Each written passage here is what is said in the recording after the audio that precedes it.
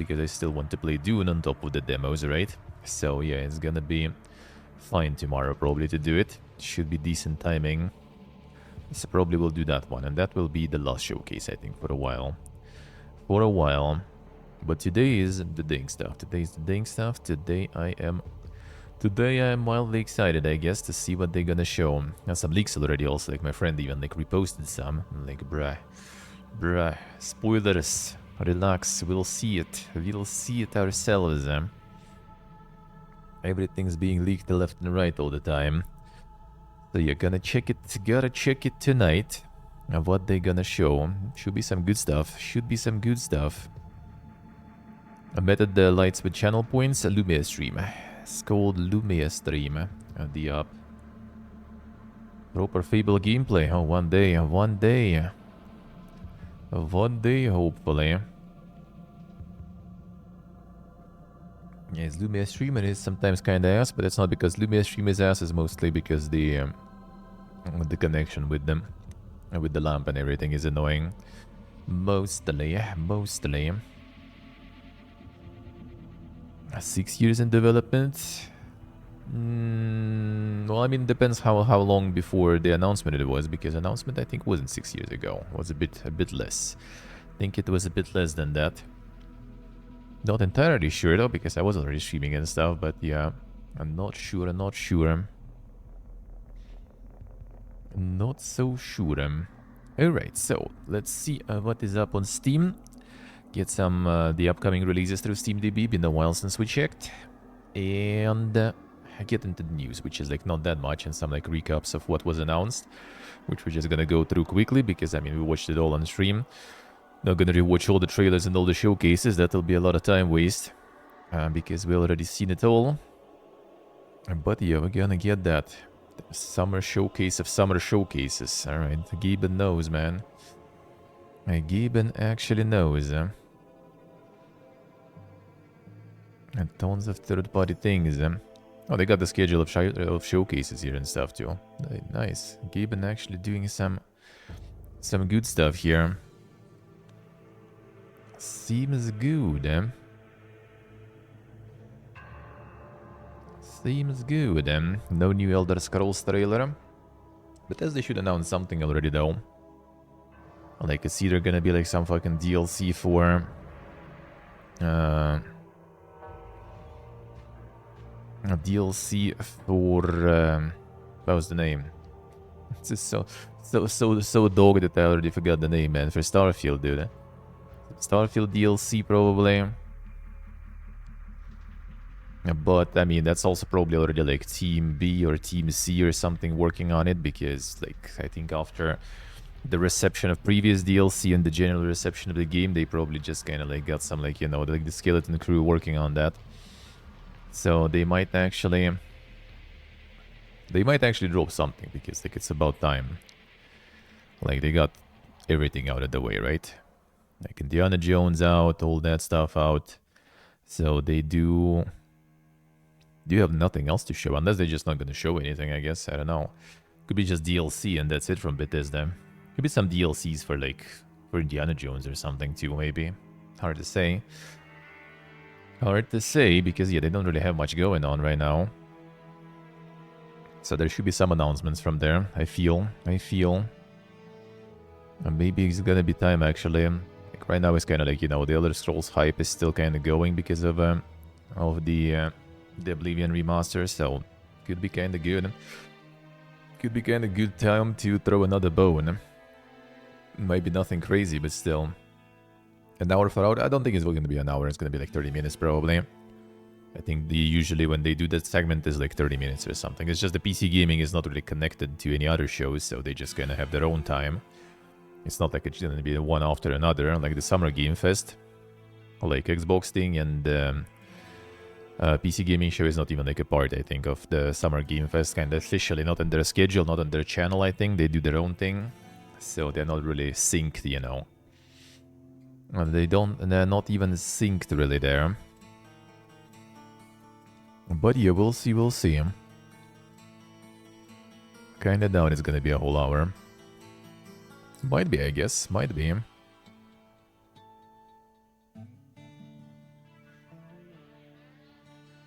10 p.m. again. Did you not? Oh yeah, you didn't switch the time zone. That's why the time is PP again. Still have Uzbekistan time zone there. I see. Always confused with the times for everything. This is just a smart light. As the E light. The little E light.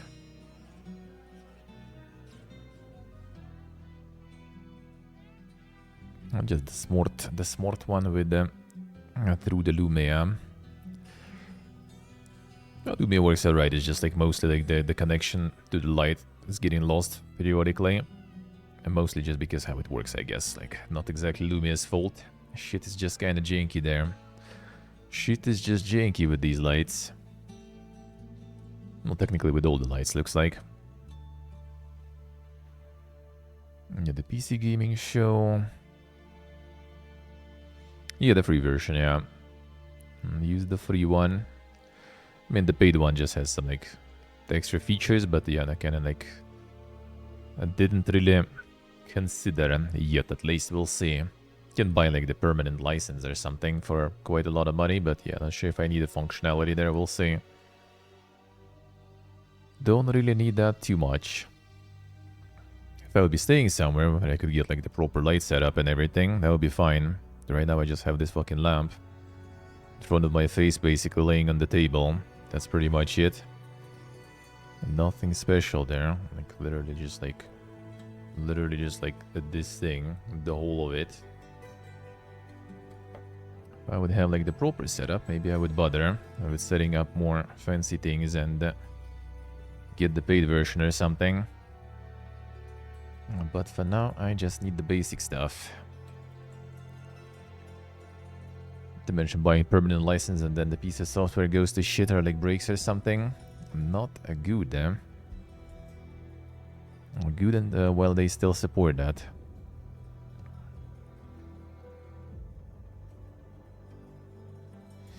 Good when they still support that.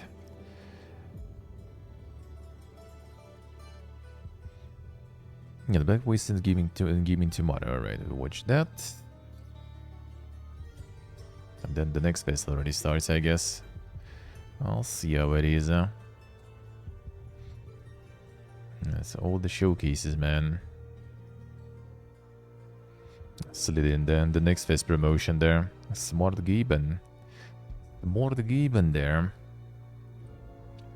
Busy times, yeah, a little bit. I'm just gonna push through the next week, and then it's gonna be more relaxed. It's gonna be time to get more relaxed. Get a bit more free time and deal with other shit too. Free time to deal with other things, basically. There is no fully free time ever. Been some time.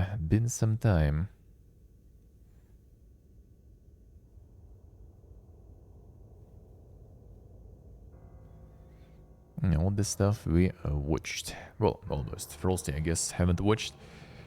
The green showcase was also in the same time with other showcases, so skip that one too. Seems like they did show something new. Not everything though. Some we already seen.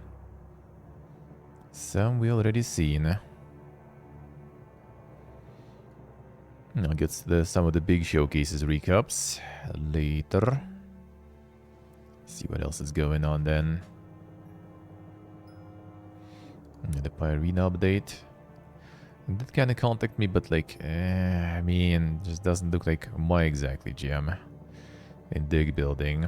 Guess sometimes depends on the mood, but not sure about that one. Already out for a while too. I'm not so sure. That made them full 20% discount.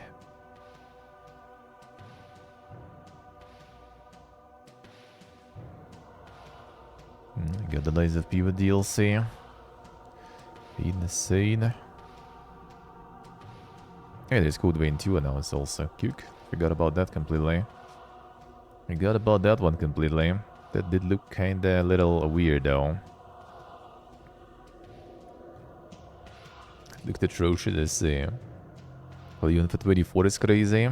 I mean, true. It is really good value. It is really good value.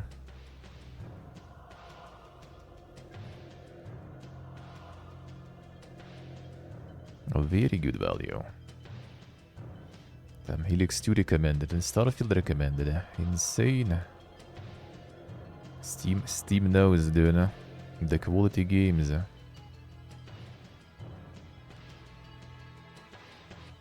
Oh, this one is out now. And the one that was announced yesterday. This one we saw announcement yesterday. And the red likes, dude. Time for the red likes.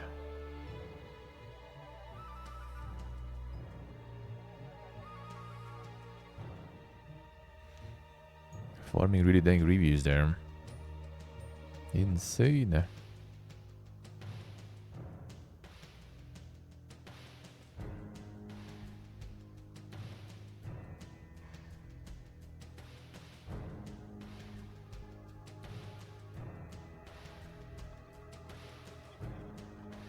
The best Picross games. I want an autogram game on Steam worth buying. There is a lot of autogram games. And the wagon is dead now. Which one was that? This sounds familiar too. Hawk and Slash. Now the action platformer, I see. I have the 1.0 update. I've seen this one already. I was out for some time. But DSY.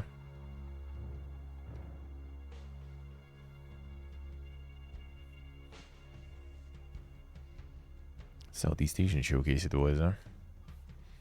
Then this one. I don't really remember this one in particular.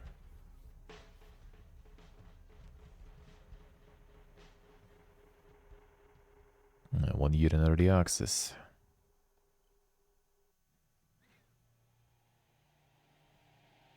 Pretty solid reviews, huh? Cause it was like an early access and release still. Solid enough. Solid enough.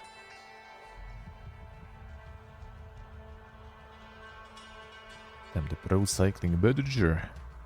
As Naked Olsen, Cyanide Studio, alright. And you're on vacation from making some RPGs, you know. You just make some biking management games, huh? I like the manager game actually like looks better than the game where you actually kinda are the cyclist. I think they also have the what was the name? The Tour de France, I think, simulator thingy they have. The graphics there look way worse. But I guess this kinda just a pre-render and stuff just for the trailer, so hard to say. I think the simulator looks worse than this. Sports games year indicators in them because they probably pump them every year pretty much, so that's the only way to kind of like make it, you know, some distinct stuff. Not gonna do some like, you know, pro cycling manager, you know, electric boogaloo or something. So they just add numbers to make some sort of distinction that it's a new game or something.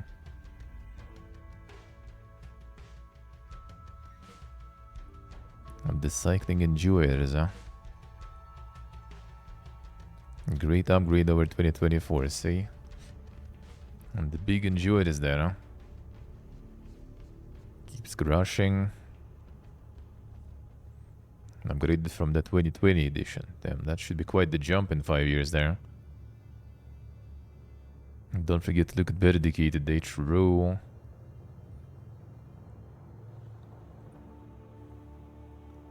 Feels unfinished. And the mess.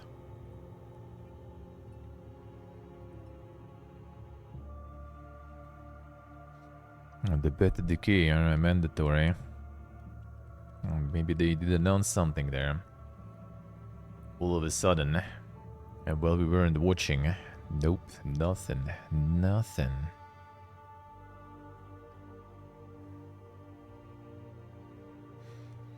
And nothing announced. Not even next phase demo or something. Come on, dude.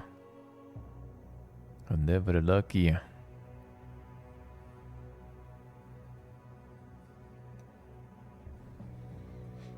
A Rune Factory. The Mega Weeb stuff. Similar to your expedition.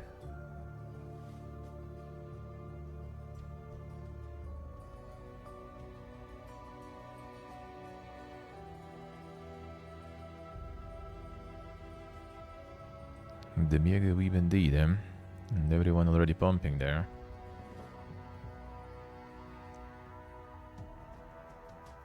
$40 for cozy farming? Well, I mean, that doesn't seem like just farming though. At least from the trailer. Or maybe it's the usual weeb stuff. Like the trailer shows one thing and then the actual gameplay is gonna be just like fucking farming and stuff. And there's some Yuga fights and stuff. And then yeah, and then the most of the gameplay you just farm shit or something. I guess the money alone. I mean, weebs, they'll buy it anyway, so... A Delta Rune going ham. I'm 98% positive, eh?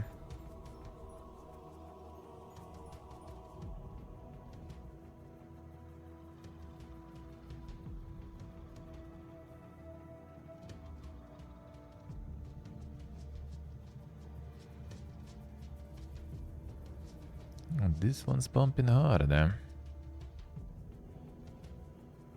6 hours till Silk Song, damn son. The morning copium already. Well, I guess afternoon copium there. Isok, hello.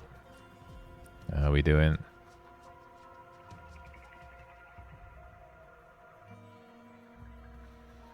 Chapter 1 and 2 for free, 3 and 4 you must buy. And they're still doing even more chapters. Insane.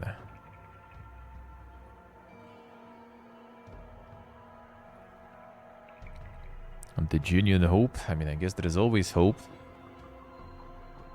I guess there is always hope. Gonna be about time to release, not release, at least to announce, you know. Tub of ice cream, damn going ham. Ruining the gym gains, improving the gym gains, improving them, loading them. To get some ice cream too. That would be nice. That would be nice. Another 6-second trailer, yeah. Yeah, they could just like drop the reel there or something. Especially since it was supposed to be, I think, the day one Game Pass, right? So I assume they're gonna drop something into the reel. Solve the puzzle and complete the art. Pixel puzzle. Let's see how it is. The weep farming continues. The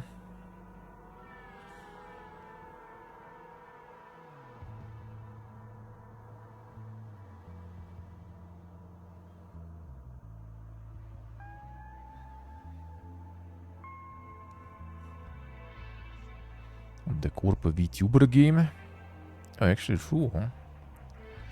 Actually true, huh? That is the VTuber one.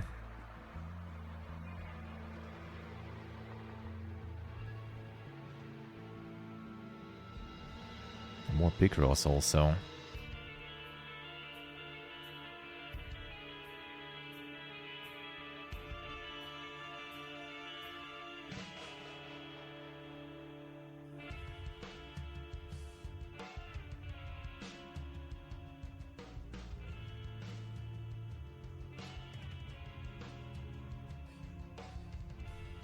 Must buy for fans, eh?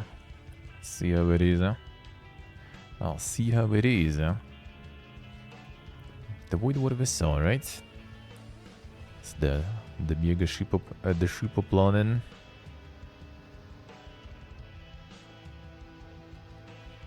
The ancient starship. And the guide to low budget traveling, yeah.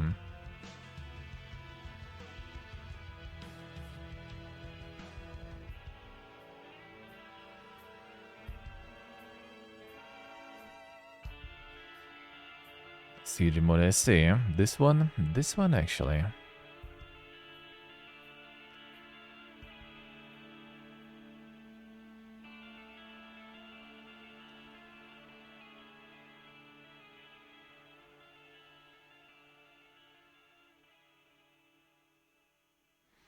Future game show might be the best so far, I think so. I think Geoff's one was alright. It's 40k actually, huh? Interesting.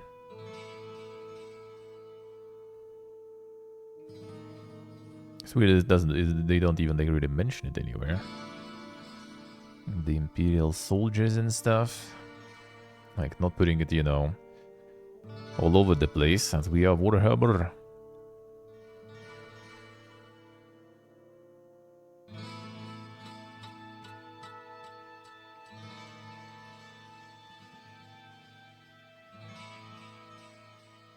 Something heavily inspired, the most important something they can own, I say. Ah, so it's kind of legally distinct Warhammer. So I didn't thought anything actually Warhammer. That's smart indeed, eh? That is smart indeed, eh?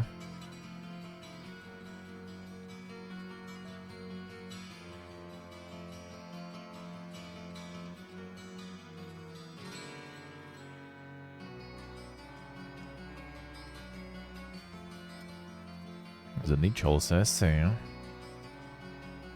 Nice, nice. This one's kind of farming pretty good too, that's good. Seems interesting. Similar to Balatro, then. I'm not sure about that one. Shirajan, welcome back to the dungeon. Thank you, sir. Thank you, man. Thank you, thank you. The tier 3. Appreciate it, man. Appreciate it. How we doing?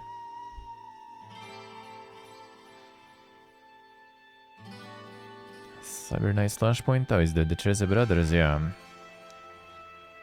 Out of early access then, I assume. No, looks like it. I played their, I think, first game. The Space Trader or whatever.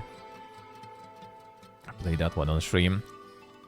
It was one of the first games that I got as a content creator, even from developers.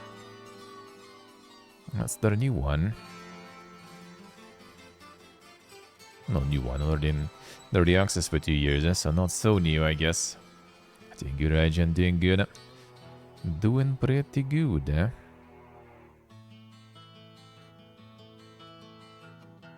Vi chillin', vi chillin'.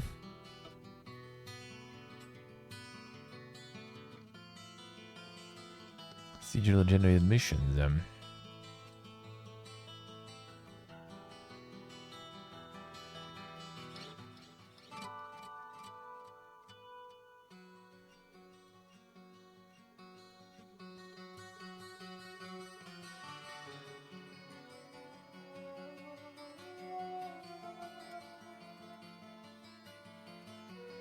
Yeah, this one might be interesting too.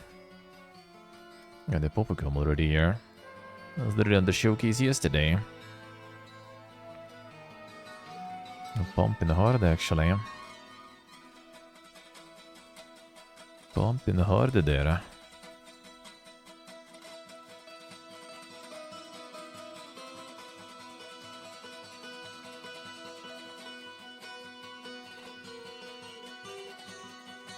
Women's split fiction. Damn, son. Hey, Arcane, hello. And hello. How we doing, man? Igigu? No, I haven't. Let's check. The night rating mostly positive now. And close to very positive even. Actually, Pug. Yeah, 3.5 billion already, people. Insane. It's not on Game Pass, so that is actually, but it should be on some subscriptions then or something, no? Yeah, they said like not the copies sold, they say players, yeah? And there's some way to kind of like, there's no like friend passes or anything, right? So sus.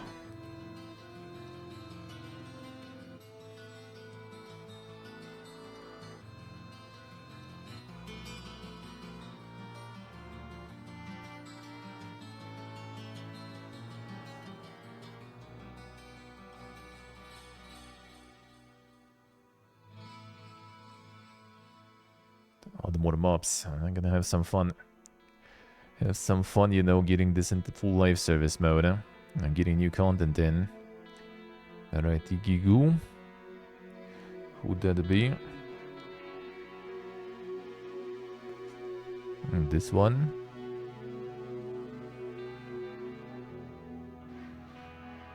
Mostly harmless. A cozy god sandbox. Digital toy with no particular aim apart from enjoying shaping a world. Helping your followers to thrive. And the actual good sims there.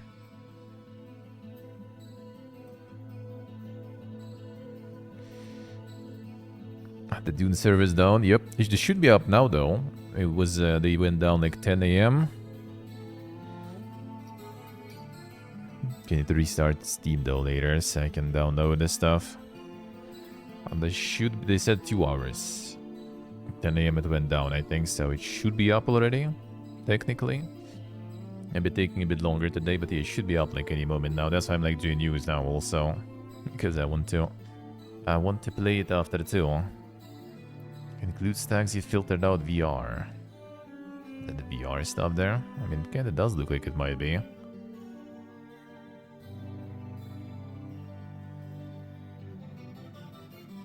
It looks like it could be.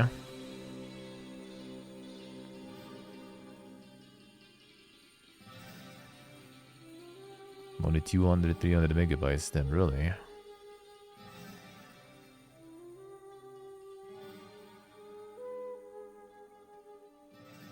The black and white like, yeah, I mean, that does look nice. Does look interesting, eh?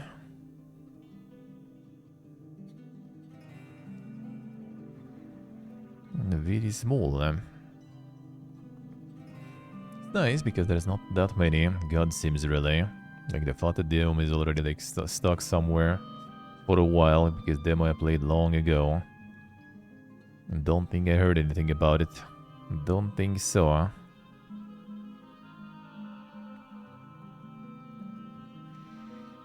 Elden Ring here, the Stellar Blade pumping too.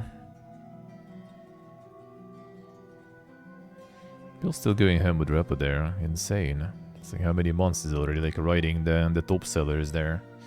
Insane, dude. Like a Devil May Cry 5 for $5. Insane value. Then 100 Fantasy Cats. 100 Cats Belgrade. Damn sockets time. Cats hidden around the world too.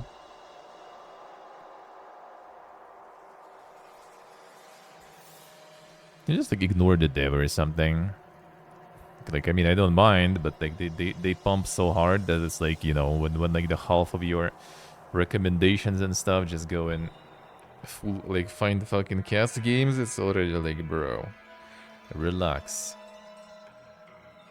The rep sales must be insane. I think it even like I saw something that they're like one of the like the best selling games on Steam so far in this year or something. Like it's crazy. At least I guess just judging by like amount of copies, not by amount of money. Ignore this creator on Steam, I see, alright. Because it's going ham, they go in ham. And yeah, Warhammer Remaster time. And the remaster that we didn't really need, eh? Seems to be on a daily basis. Yeah, but there's like some analytical report or something where the repo is pumping hard.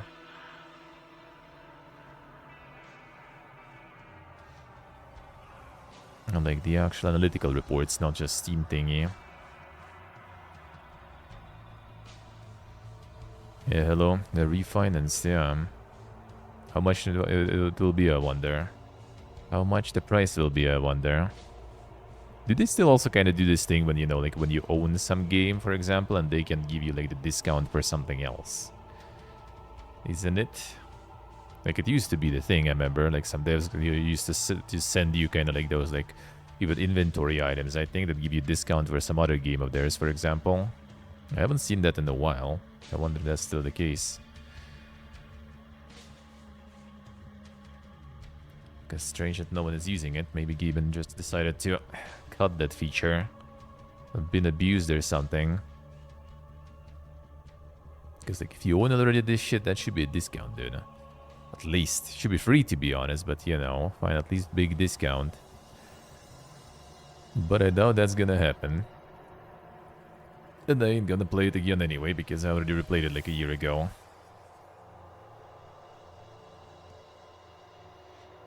CLSA. Can do it without the coupons, I say.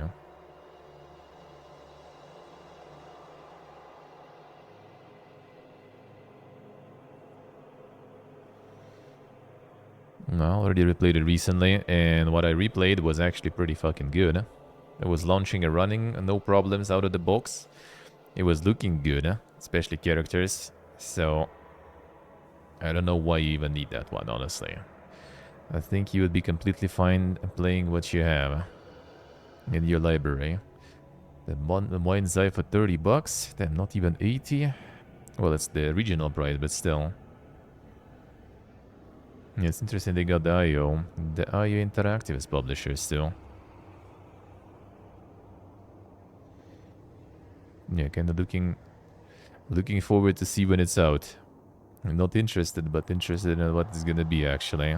Interesting in playing. Interested to see what it's gonna be, really. The Coomer Galore coming in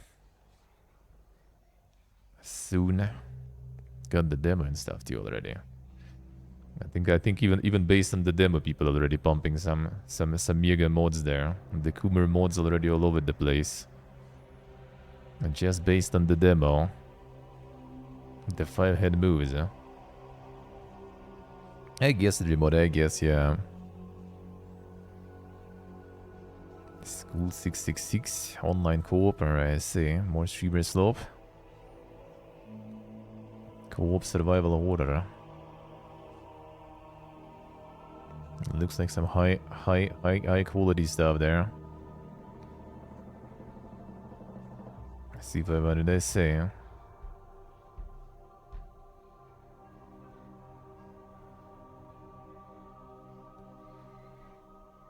The Peak Gaming, dude. Peak Gaming. That was postponed in January. Feels bad, man. And billions in shambles, huh? Ertugrul of Lucain. Medieval Warrior and this action adventure game. Traditional bits and fight for your tribe.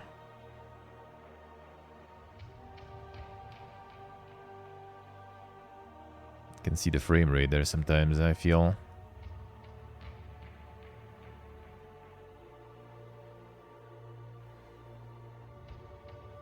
Like some insane Handabotic KCD coming in, even though there's some fantasy stuff there, it looks like.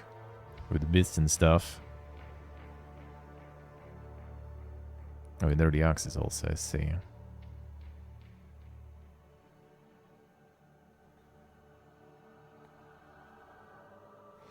The Turkish medieval era.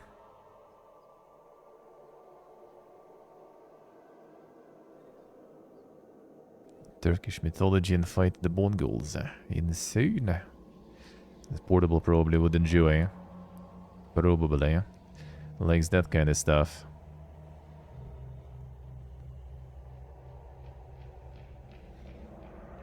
Oh yeah, the idle waters we saw on the announcement shows. Another bottom of the screen idler. Wilde. Can see the frame rate too for a moment there.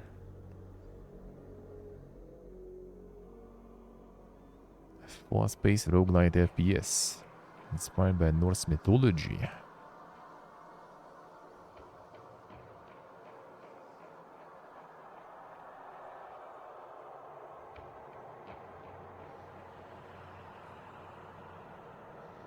But yeah, thematically it is pretty cool though.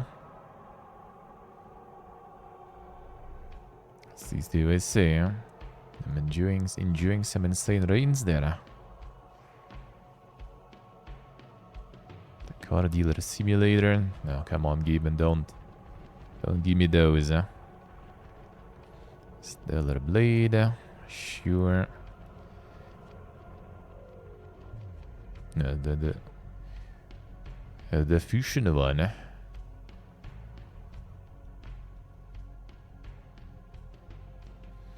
A battle fish with precision timing and magic spells. Insane. And that one is actually pumping pretty hard too. Actually, quality fishing.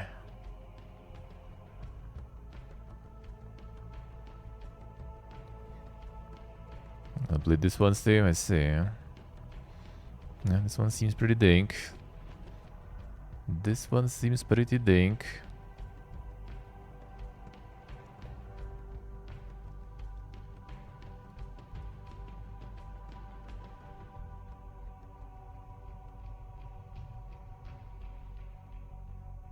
A bunch of spells and everything too.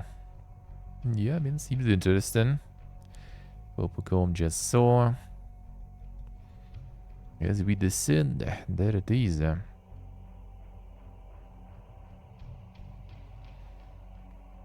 Super Deca building. The Coffee Stain Publishing. The Soul of Strategy game. Early access, I see. I'll see.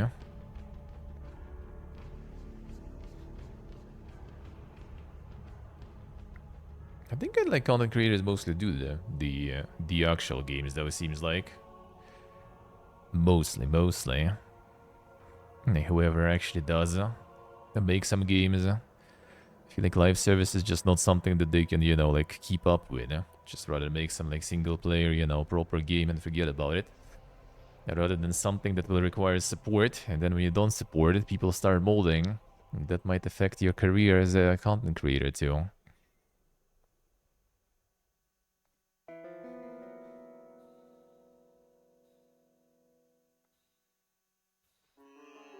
See, Steve, let's see. I mean, like his involvement, I feel, is more just kind of like cosmetic there in all cases. In terms of all games, they're consulting or something.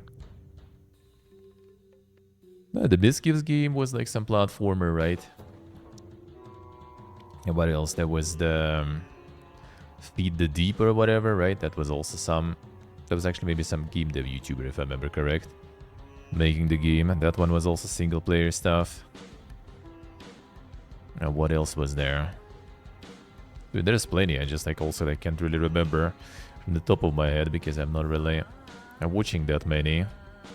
But yeah, mostly just kind of single player stuff. When it's actually, you know, them making the game, sorta. Or initializing making the game. And the Shroud stuff was just basically, I think they already had something going and just got him on board to join. Same as like another game where there's a Shroud, there's Sacred, I think, someone else. They also just kind of like consulting it, I guess, or something. Maybe investors or something too, I guess, but I don't think they're part of development really. Not exactly their idea, not exactly their studios.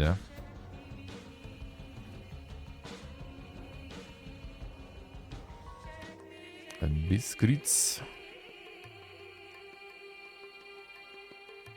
And Biscuits back and better than ever.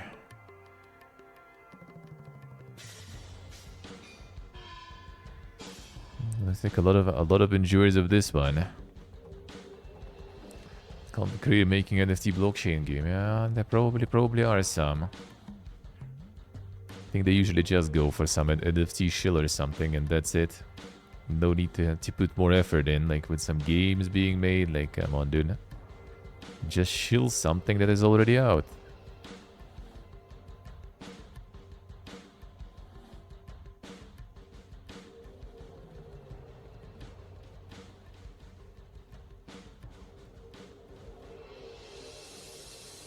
Tons of hours in childhood, let's see. So that's one of those, huh? One of those then.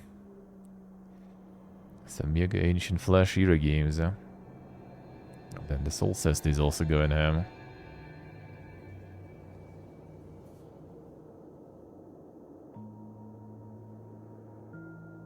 This one looks very dink. Slavic, I think, was playing this one. Penalty, these are actually decent. But does look really dang though.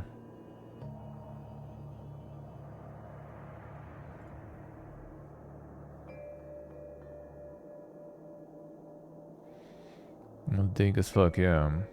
Because maybe mostly kind of like some kind of like gamba going on there. If you kind of simplify, I guess. I just thought the gamba thing still.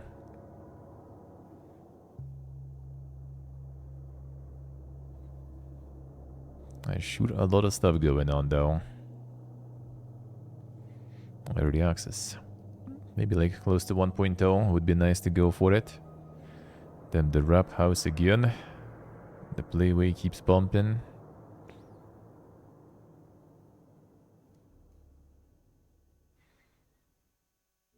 I was thinking earlier about some shawarma or something. Kinda sucks that before stream I can't really catch any because it's too early, so there's usually none of it ready yet. But actually there is one place I think where it might be. I need to check. The Trash Goblin. Wholesome cozy shopkeeping game. Cover clean trinkets and then upcycle them to sell to endless colorful and quirky customers. And more Dorksel core. Just with Goblin mode this time. Let's see how it is, huh? See how it is, huh?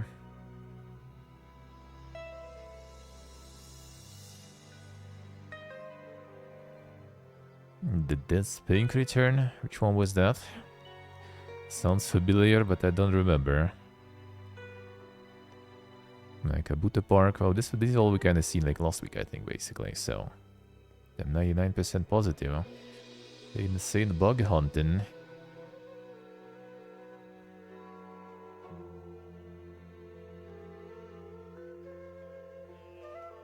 There's the craft.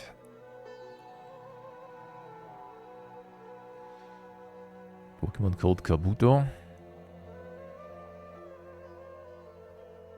Something else in general, I think. So I'm not so sure.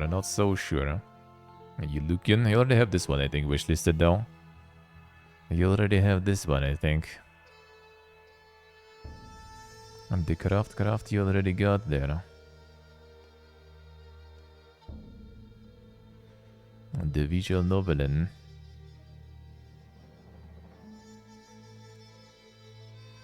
Yeah, the Oak Warrior in chat making that one. Wind over the horizon. The insane Satan stuff. Open world naval RPG.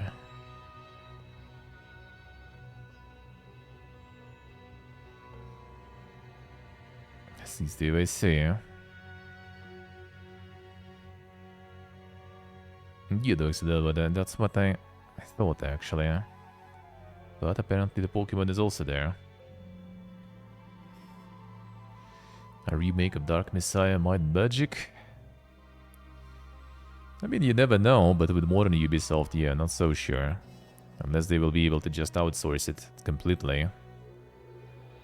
Hilton, the AI art faces. Dude, I'm kind of like getting like also like the voices, man. Like you see some stuff like an announcement shows and everything, and then you're just like, man, that looks like AI. Am I getting it now too? Am I getting that now too? Time to go, you know, the full AI paranoia.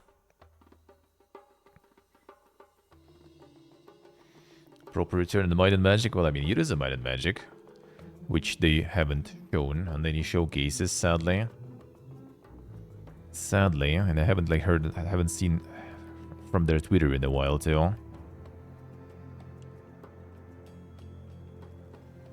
I think, but it's also, you know, it's Twitter, so the algorithm and everything is complete dog, eh?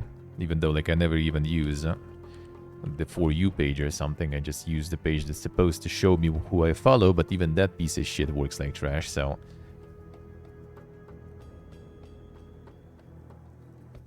Community feedback video, and the Sylvan faction also. That's been a while though, so yeah, I guess... Well, Quarter 2 2025, so hopefully they kinda a little quiet because they're preparing stuff now. Hopefully.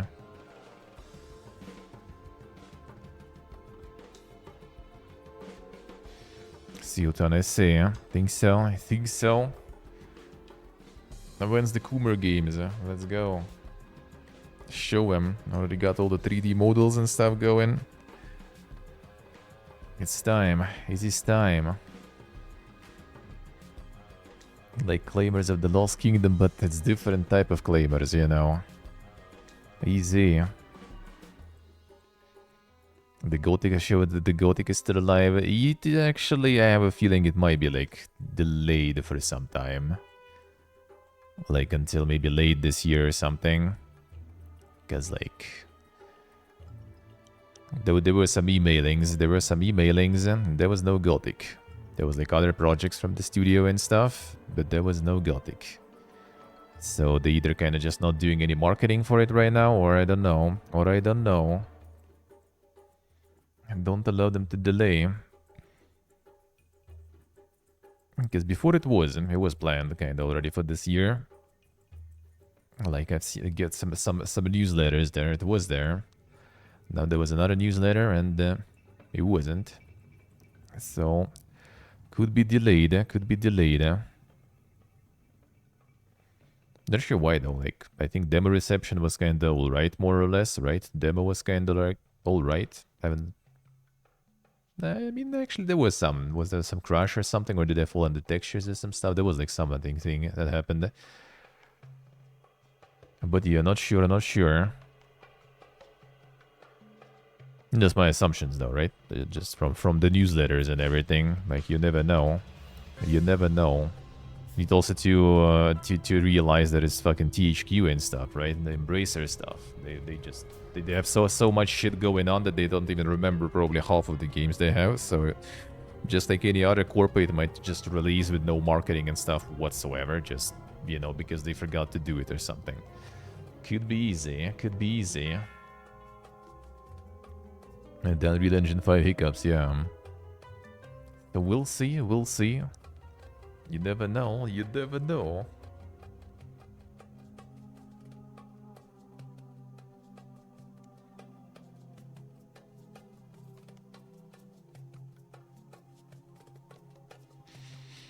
And the first 15% of the world, dude, like not even 15, I feel. Not even 15, probably even less. But yeah. True. There should be still though kind of already more or less done, I feel. But yeah, I guess maybe some more polishing and stuff. Alright, let's see what we have in terms of actually releases probably. What do we expect there?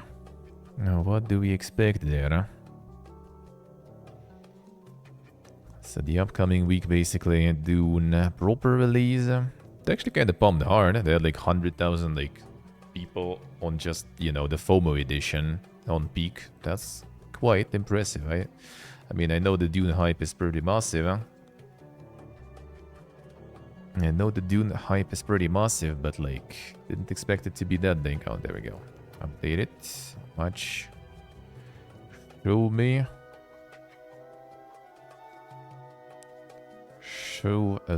how much. I mean, it should be again probably a couple of gigabytes there. Yeah, 1.2, alright. They at least are also patching it every day. I respect the grind. Yeah, very positive 87%, dude. Almost like 9,000 reviews just in the FOMO edition. Like, that is impressive. Not even out, but already pumping. So to see with the FOMO edition, yeah, I agree. With the FOMO stuff, I agree. 2-hour maintenance every day in the AM is kinda irritating. True, dude. That is big true. Stereo maintenance times are terrible in NA. So like, for whom are those times? They shit for EU, they shit for NA. Like, dude. Can you at least shit on one region, I guess, then, or something? It better not shit to any.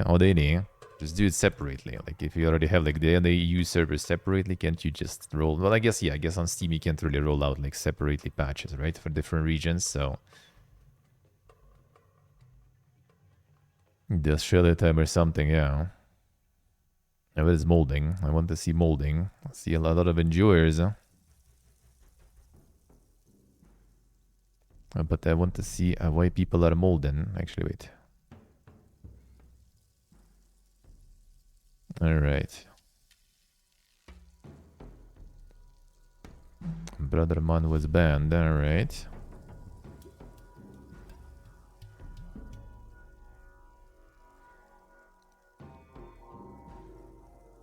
Alright, so a guy lives in Crimea and got banned because of that. Well, I mean, not really surprising. Not really surprising. A banned spawn, yeah.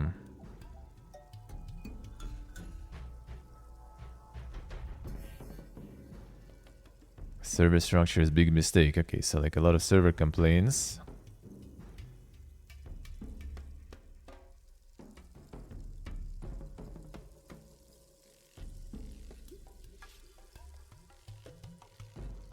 Looks like it. Product refunded. Damn son.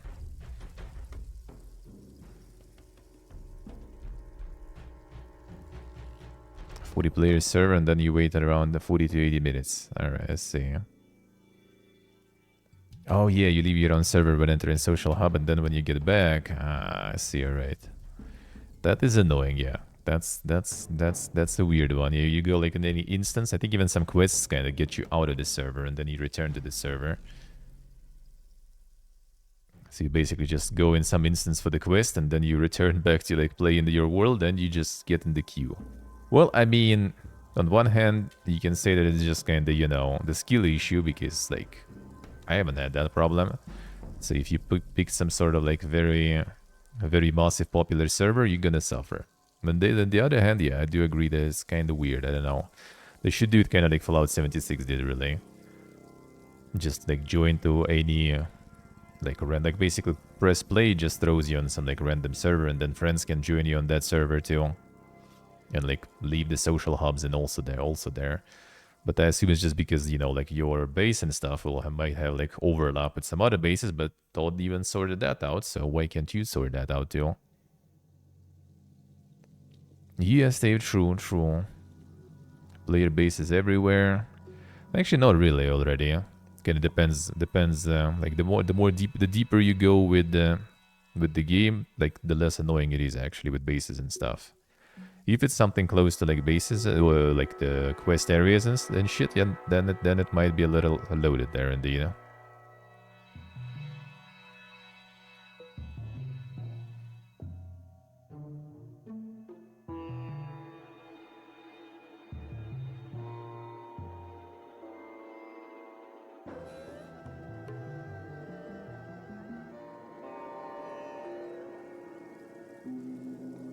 Not able to see support level of ground around you. 30% of claimed area does not provide enough support. Yeah, that does kind of happens. That does kind of happen.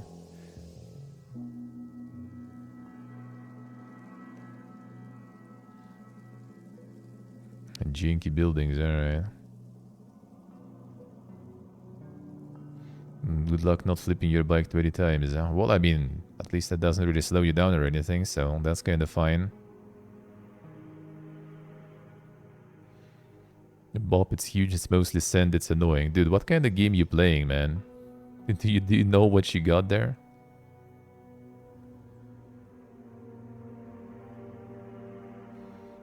%50 of your gaming time just getting to places.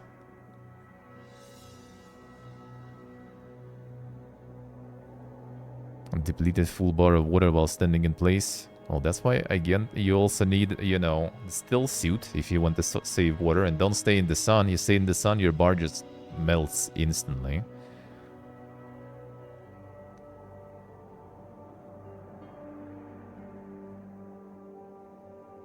Yeah, then this is kind of like a lot of a big skill issue, except for the server stuff. Server stuff, I do kind of agree, could be better. Yeah, like Todd got it good. Todd got the system pretty good, actually. Can't even log in due to queue times, alright. On release, it's gonna be bad. On release, it's gonna be exactly what I mentioned. Like, right now, some servers are already too crowded, and on release, people will roll in to try to join their friends, and it's gonna be even worse on popular servers. So that is actually bad. Player build structures everywhere. And the vast is spread out. To be honest, like right now, if you go in, like it could be like yesterday for me. I returned to the initial like starting area, and there was just abandoned base because like kind of quests go, you move to the next area. Well, one of the quests at least, right already, and it kind of quest is to abandon your previous base, and then anyone else can go and get the stuff. So I basically just got a bunch of like really good loot from someone's base that was abandoned already. I mean, I don't mind. I don't mind.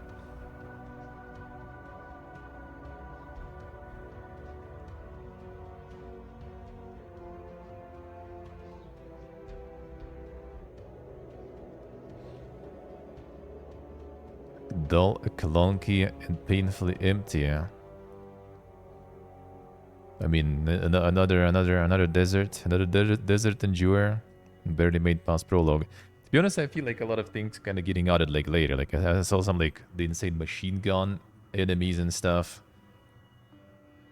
Like the early game does feel like a little underwhelming, and then later down the line, it feels kind of like it starts getting more and more stuff.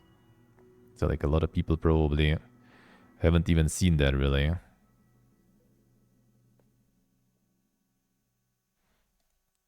The boring PvE content.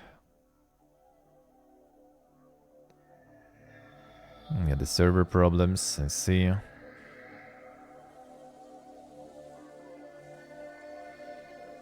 Pretty boring after a couple of hours in. Like, what you even like do in 5 hours in the game, really, honestly?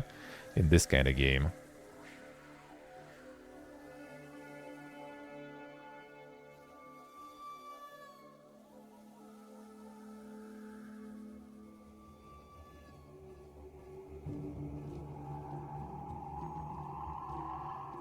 Character movement feels bad. Not so sure. The fact that you can't self-host and forced to play a hosting company for servers is unacceptable. I do kind of agree on one hand, and on the other hand is because of the hub thingy. Like if they would make some sort of solution for that, that you can still do it, but I doubt they will though, because like providing some like random dude some sort of way to access like, you know, like the server connection thingies on a bit of a deeper level, that sounds kind of like a little bit of a security risk. But yeah, kind of sucks though.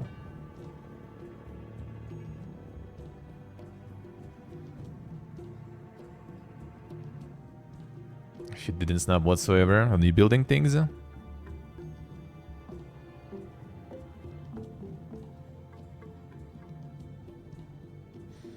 That's right, and I say, time to get the new GPU. No, Rev yesterday was saying that the AMD stuff is actually pretty good. Huh?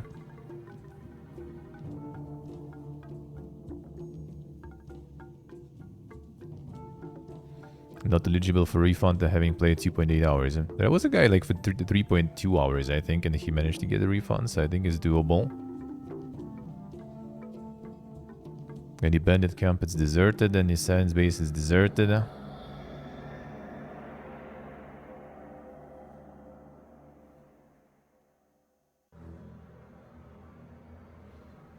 Damn lack of stealth. And you also need stealth on top of that.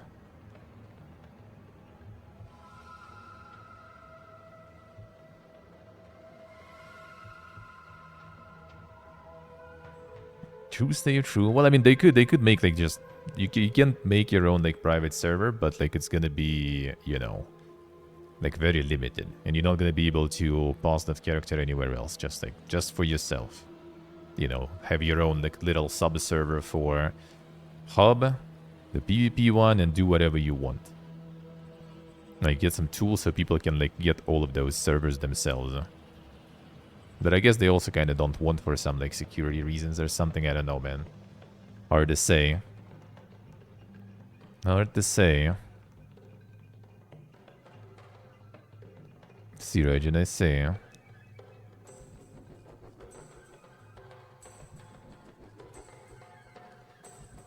Only 7 hours. Don't let that fool you, dude. You played even. You played like the full day more after that. dedicated solo server. Yeah, so like the servers are like the main complaint basically.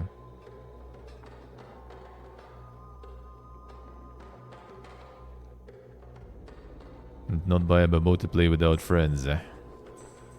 Yes, so some servers I guess also got locked now, so you can't make a character because they're too overcrowded.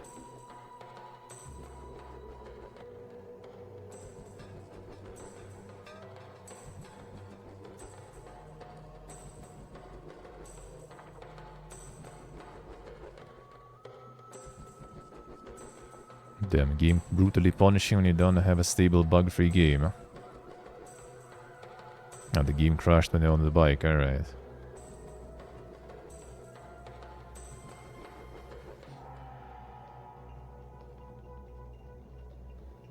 Sinking in quicksand.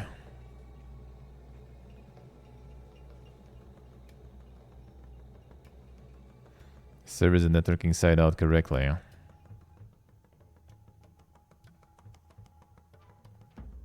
And the server is locked again. Yeah, a lot of people molding with this one.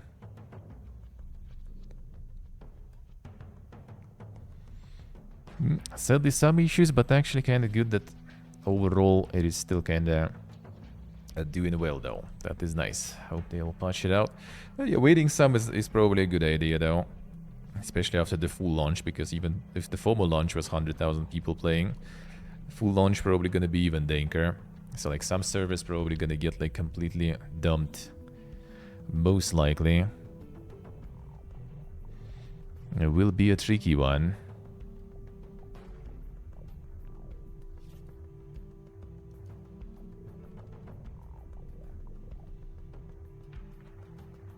True, Raijin, true, huh? The prices are kinda insane. But yeah, overall I do enjoy it though.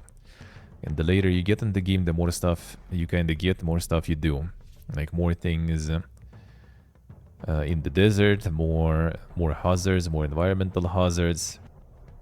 I think that the worms are kinda whatever and cosmetic. Like later you get in the situations when you kinda like needed to put yourself in the danger, exposing yourself to being eaten by them worms and stuff. So see, Steve, I say, huh? Till they figure the better server way, they're not gonna. Like that problem will just like self-solve in, just give it like a few weeks or a month and it's gonna solve itself. It's like the same as with any MMO. Don't release, there's also always gonna be a fiesta, shitload of servers being created, and then like they're gonna start transferring people and everything because all those servers are kinda empty. So I kinda have a feeling it's gonna happen same way here.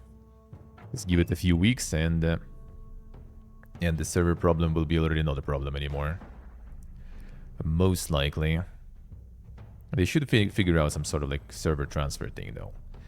I still don't know, like, but at least like make it so you need to like abandon your bases, for example, right? So you have no base whatsoever, but you can go to another server or something and just take your character with your level and whatever you have in your like inventory to another server, for example. Like something like that. Or some sort of like special, like, you know, like storage box, for example, that you can just like put everything in, just like demolish your base, put all the resources in that thingy, and just like, you know, move with that thing to another server or something. Like that, I think would be kind of nice. So you at least can kind of like, on release, wait a bit, see where, if it gets too crowded on some servers, you can like move to other ones at least. That would be kind of good, huh? Or maybe some servers that are purely just for the transfers. So there is no like, you know, buildings or anything there, but you can just transfer there. And again, like could be like multiple people transferring in the same like location with their bases or something. So yeah, again, the Toad here is the smart one actually with their system. If they would have something like that here, there would be no problems. There would be no problems. But they got like more of a classic survival game situation. A newer hello. They got more like a classic survival thing with like, you know, pre-built, like the whole server with a bunch of stuff built on it.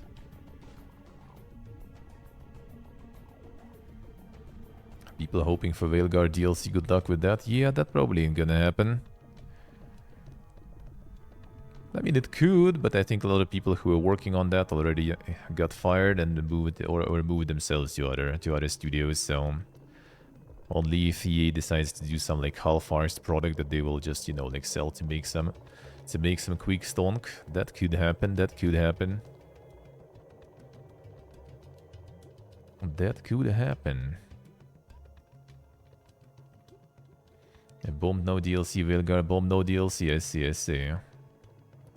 Sure, the next boss effect. The Yaltra is also next week, we'll see. Not so sure. Like, next week is Next Fest, so it's just gonna be like Next Festing all the demos and then hoping on the Dune in the evening. That's gonna be probably the next week's schedule. Then 5 Nights at Freddy's again. Another one. Chain backrooms, eh? When just backrooms not enough.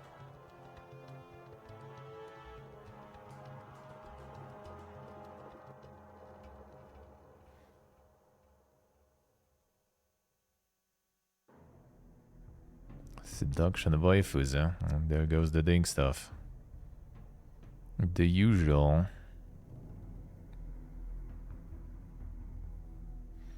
See, like all the Coomer, you say like the Coomer stuff, easy money. There's all the Coomer stuff, man. It ain't even pumping that hard there. The niche is, you know, oversaturated already too. Might have better chances making something non-Coomer, you know. The Russian parkour simulator, damn son. And the super gaming.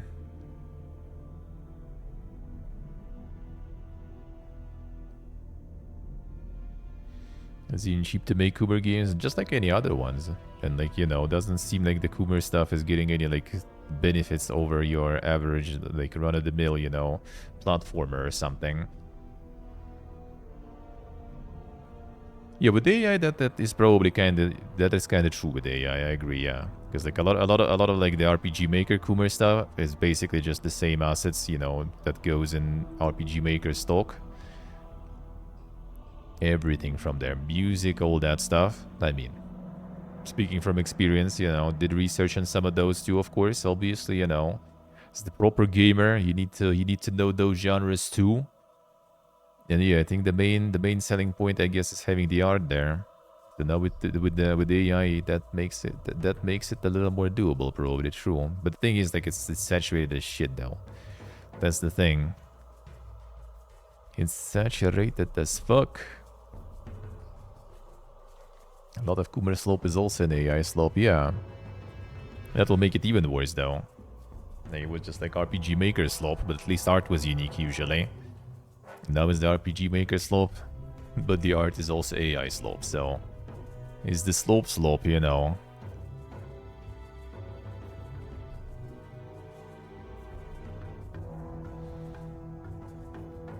Oh, that's the next week already, though.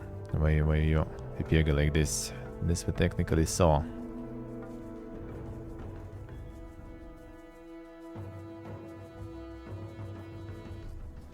The Broken Arrow. Which one's that there? Steel Balalaika developer, damn son. The Dink Russian War Games, Slytherin publisher though. That's actually a good publisher for that kind of stuff. Hey Modkip, hello. There goes the rematch. I wonder how rematch will do. Like, it kind of gets hyped up, but you also kind of see that, you know, like the follows and stuff are not exactly that crazy. Like, will it actually on release, and how long after release it will actually be pumping? Hey Warfare, hello.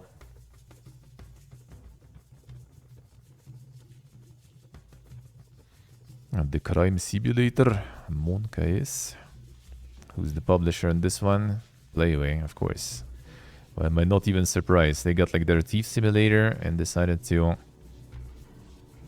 you know, to increase the scope there. Now you're not just thieving, and all in co-op too. And the streamer slope continues. Oh, the Plague Inc. can be a continuation. The After Inc. So that could be interesting. A nice little game. Something that's probably going to be on the phones and stuff too. Turn of Dungeon Siege. See if I did I say. That's a big hopium. Where the Firebreak also. That's the week after next one, technically already. That also doesn't seem like it's pumping heavy numbers there on Steam, to be honest.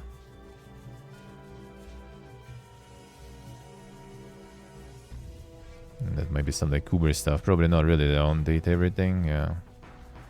Doesn't seem like it.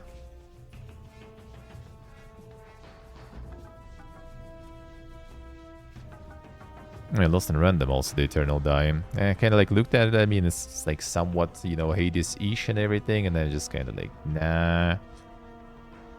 Not really interested in those nowadays and don't feel them really. Could, but like, probably not. Probably not.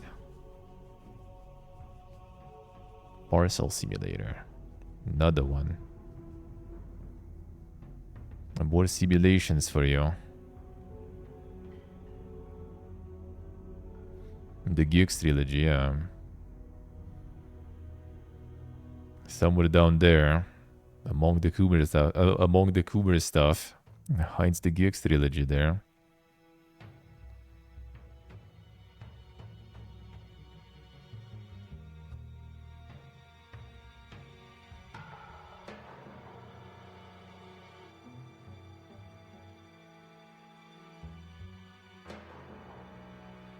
Just boobs, yeah? Damn, what a name, alright.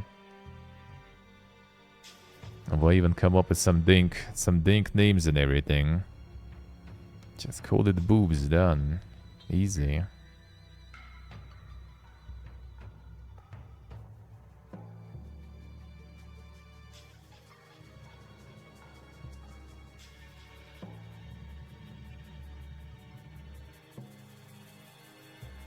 Zone 5 Phantom X.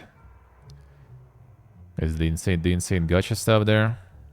I see free. I feel sus.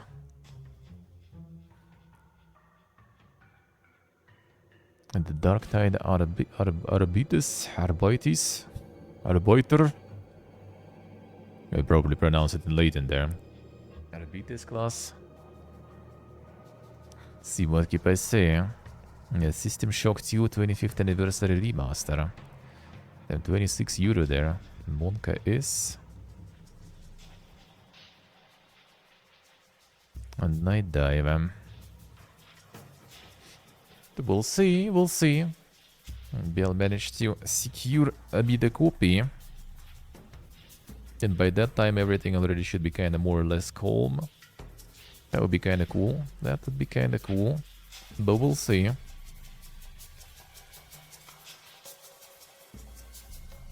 The Rogue Trader DLC also.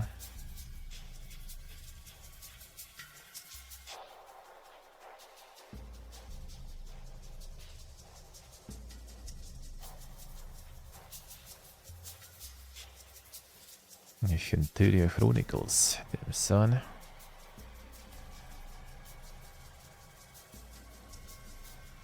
Yeah, the Mecha Break. Primordialis. Fighting Girl Yuri. Alright, that week already, like at the end of June, will be empty, looks like. When the Kuber games are that high up, you know it. July looking there. Potapon 1+2 replay. Wait, who was asking for some remasters? There you go. They got him. Every Day We Fight was pretty cool. Probably gonna be playing this one. See if I will go for the full playthrough. That probably. I did really like the demo, so might. It kind of looks like the rest of the first half of July is somewhat empty anyway. Rataton, when was it? Was it July or something? Rataton soon already. They announced it. Announced the early access release. 2 weeks after Patapon, I say. Stronghold Crusader Definitive Edition. Damn, another Poggy Woggy one. Maybe, maybe. The Eriksholm also.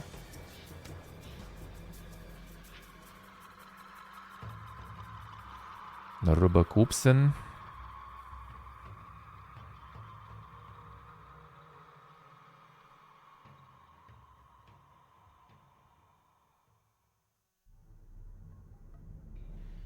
Remastered Patapon, yeah. YouTuber game every week, if only there would be one. He quote me.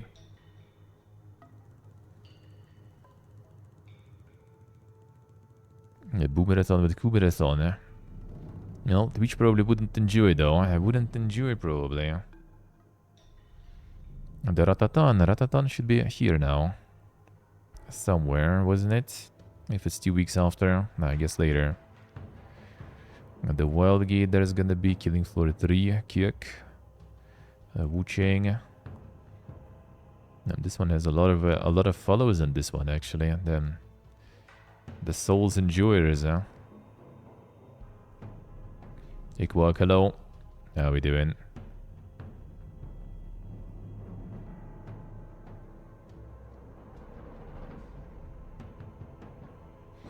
Alright, so like July looks like, for now at least, kinda mostly backlog galore. Ooh, Ascent of Ashes, damn. Haven't seen that in a while. This is basically from the creators of the RimWorld mod.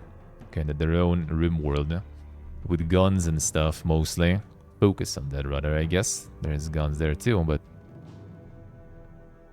The Robocop I kinda whatever.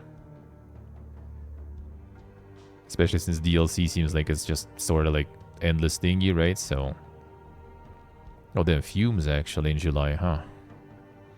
Is it actually time? Together with Femboy Futa House, for example. There you go. There you go. A king is watching. Oh, Tales of the Shire. Well, that's kinda... That is a skip-like for me.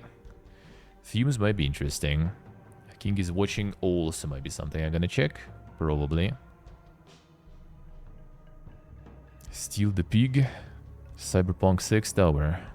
Ooga. The Naughty Vampire and the Moaning Forest. There it is, dude. All the dang games, eh?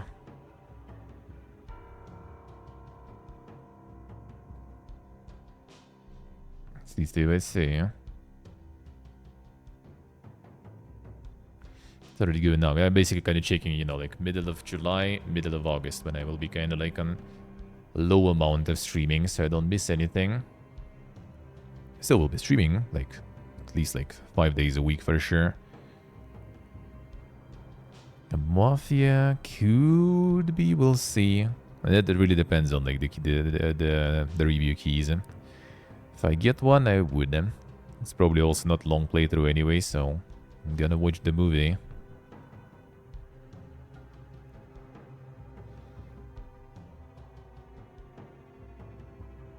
Alright, off. Whisper Mountain Outbreak, that's the one they announced, right? Oh yeah, it's a zombie there. Nah. The Goog, that one I will probably play. Most likely.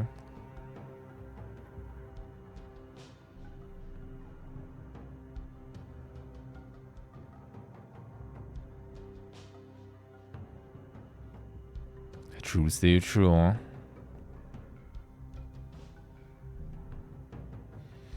Yeah, so it doesn't seem like I'm gonna be missing much. And here I'm already gonna be returning here to the full speed, to the full stream hours.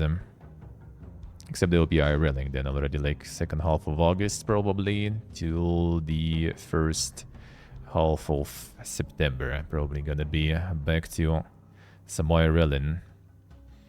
Hobbiton, not sure. We'll see. We'll see. We'll see. I'll be feeling that. We will see. Dying Light could be. Still need to play more on Dying Light 2, really. Then the Gothic Clicker, there it is. There's your Gothic remaster. What else do you need? Yeah, this time this already should be back. Like I assume, like 17 or something. No, I haven't here. I haven't. Next Blood, I seen that one. Yeah, we've seen the announcement of that one. Looks interesting, but don't think it's my jam though. So yeah, probably will be like on low hours. Well, low hours as in like, you know, still 5 days a week. Probably less than 40 though. That will be... I'll need to check, but yeah, probably like from like 14th of July and like until like 18th, 19th of August, most likely.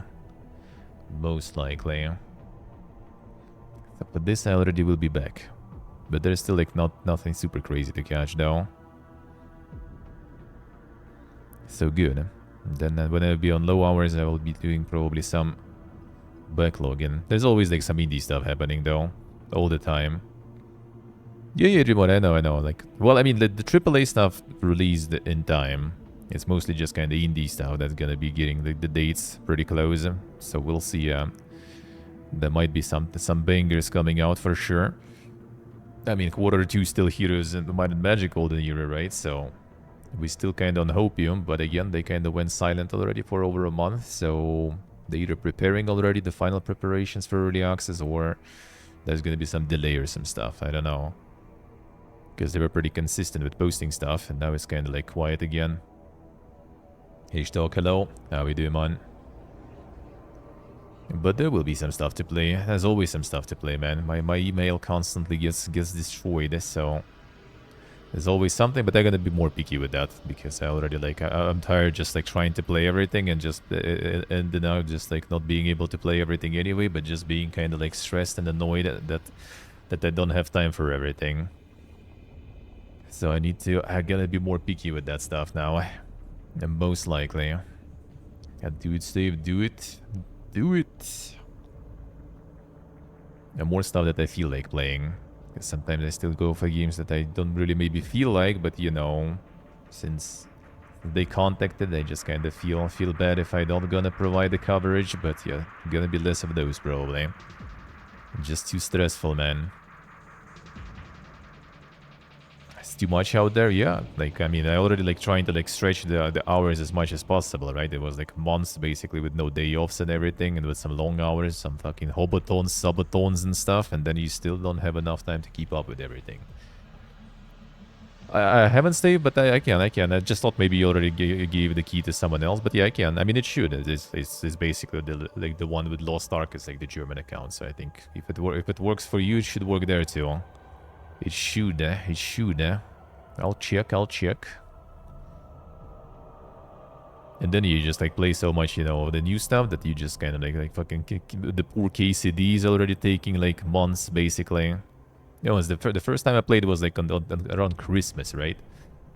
I mean, then there was like a break, and then I returned middle or the end of January. But dude, this is already fucking June, and it's still not finished yet.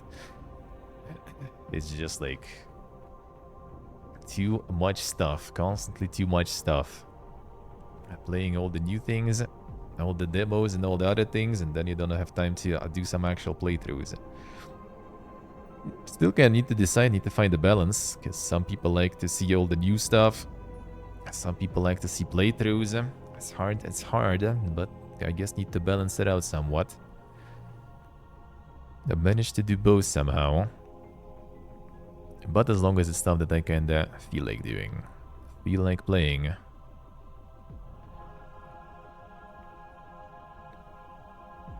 IMGS Delta there at the end. Not sure I will. Sure if I will, not really big of a IMGS person. Gears of War Reloaded there too. And Footer Runner Big Dick Edition, then. Now that's some gaming right there. That's some gaming right there.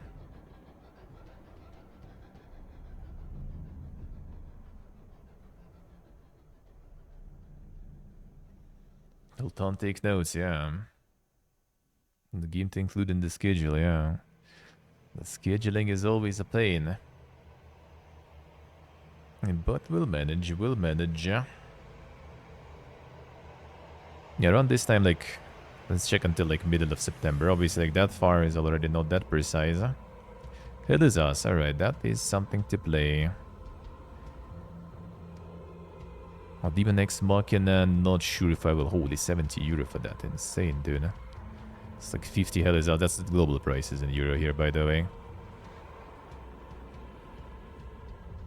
Not sure, dude. Not sure. Terminator 2D. Damn, son. Also never going in proper sale, I see. Yeah, I don't think I'm gonna be playing that one. They have like some weird like region lock on the key requests. Like, I don't get it sometimes, man. Like, why are you regionally locking some sort of like single player? Like, I understand locking like languages or like the audiences you stream to, but basically if someone streams in English, like, who cares where they are from? And they look at like, you know, like Europe and like EU and A, then done. You from some other country? Like, fuck you, Leatherman. No game for you. Alright, I guess then I'm not gonna play it, sure. Sure. Not a problem, really. First one was nice, though. First one I did enjoy. But yeah, the weird geolocation sometimes is PP again. Now that one is PP again. So not sure gonna be doing that one. If they change it though, I would, because first Demon X Machina I really did enjoy. That was actually fun. Borderlands 4. I don't know, man. I still haven't played a single one. I even own pretty much like all of them, I think, but I never did. So, not sure if I'll feel like that one. The brats, indeed. And the baby steps is like the Shimmer Slope stuff. See if I've heard, I see. Mostly Flush franchise, I see. Garfield card 2, yeah, there it is, dude. It's there.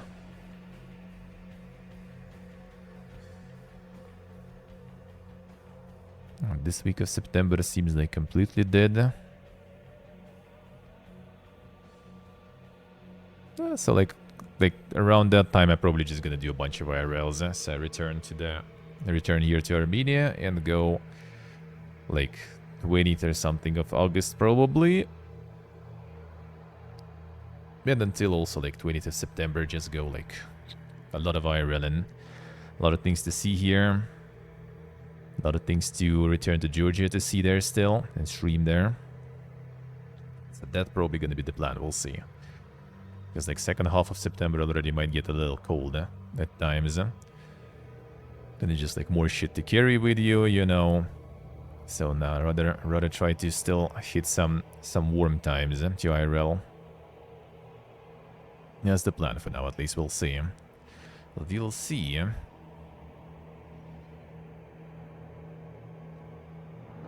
See what could I say?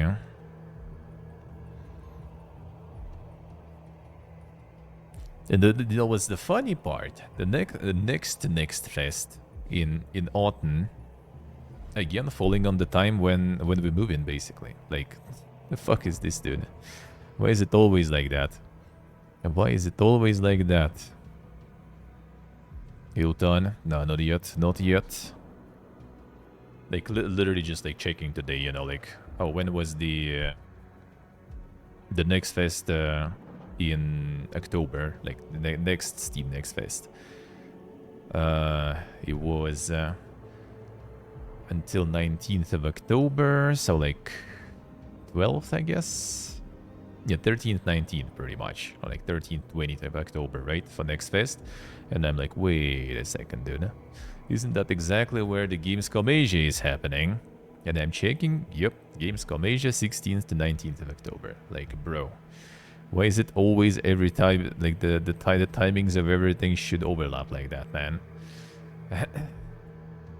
But we'll figure it out because it's also gonna be Thailand, so the time zones and everything gonna be probably, like, it's pretty much like if it starts at like 9 a.m. if convention opens, then it's basically like 4 a.m. for you. So I can like do some convention. I don't know if you will even be allowed to stream from there anyway. So I just gonna like stream last like 3 hours of convention probably, and then just like head home and like play next fest stuff probably. We'll see. We'll see. Kind of looked real quick into like some like Airbnbs and stuff nearby, kind of close to convention center. You can get something really close like for like $200 a week. At least to stay there during convention. Later down the line, we're probably just not gonna stay in Bangkok, most likely. Most likely, anyway. So just gonna stay there for like a week, go to convention, and then peace out. I don't know, we'll see. We'll see where first. Not so sure, not so sure. Kinda want to have to be close to the sea. I want to go for some morning swims. That would be beautiful. That would be beautiful again. Need a ticket out before you land? You need to know?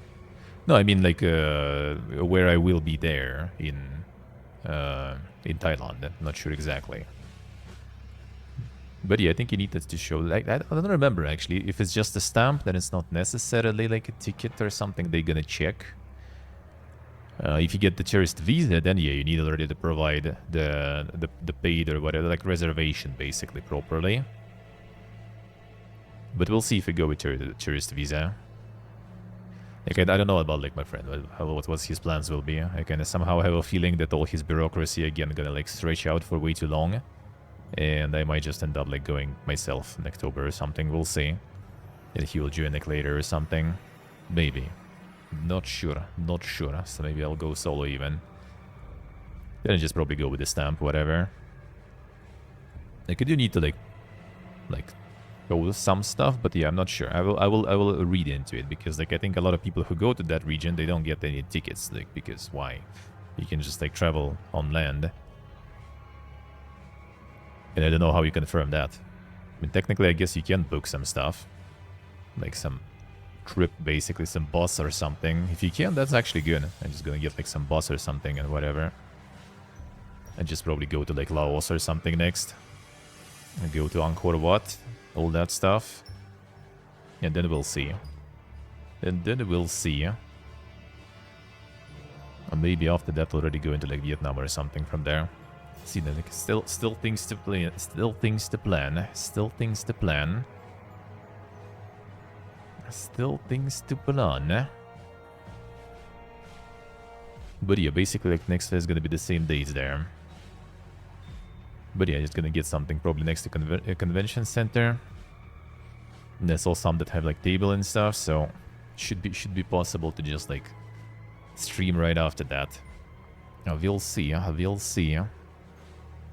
Do not miss the next Fest Fiesta. Please do not miss too much of it. Do not miss too much of it. But the timings, man, timings as usual. We'll see also in general, because like I'm checking like the Gamescom stuff, and they have like no info there. Like the Gamescom Asia stuff is like, site is pretty dog. They just copied like the German Gamescom website, looks like, changed some text. Not all of them. Some of them are like basically about Köln and stuff, not about Thailand. And there's like no pricing still, no tickets, no reservations, nothing. No, like I wanted to see maybe accreditation and on to the Asian Gamescom will be a bit more mild, because like the German accreditation is like, I think you need to be like 300 average or something to get accredited, which obviously is not possible. Maybe they'll be a little more, you know, kind of flexible with the Asian one. We'll see. It would be kind of nice. Not even for like, you know, some free entrance or something just to get to the media zone and shit. That would be just interesting and convenient.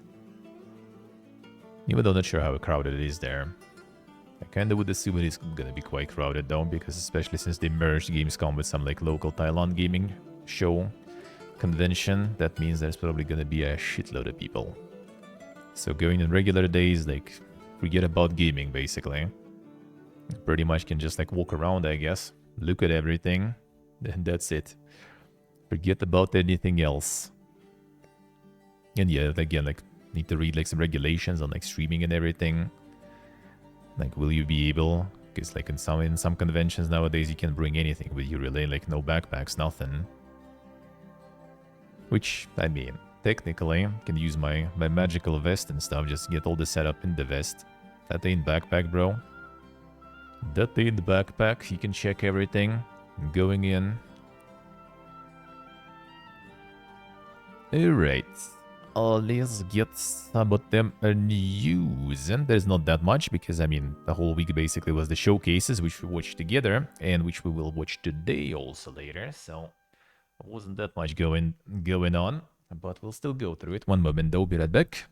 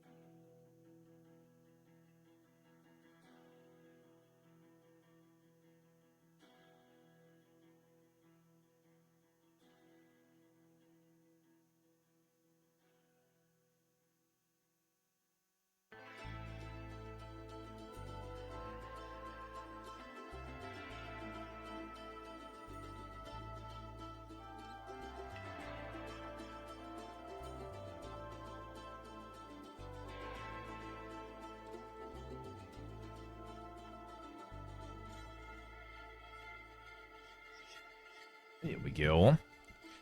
Well, you turn this off, brother. Hey, Jackbug. Hello. And what an entry. What an entry.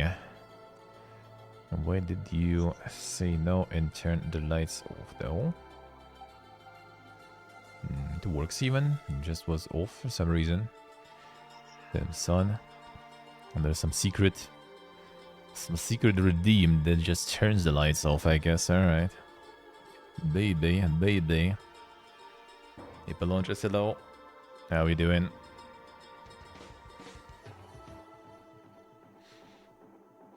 Did you abandon all the travel plans there, Ultan? Did you abandon the ball? Nice, Pelonchas, nice. Doing good. Chillin', we chillin'. Vi chillin'.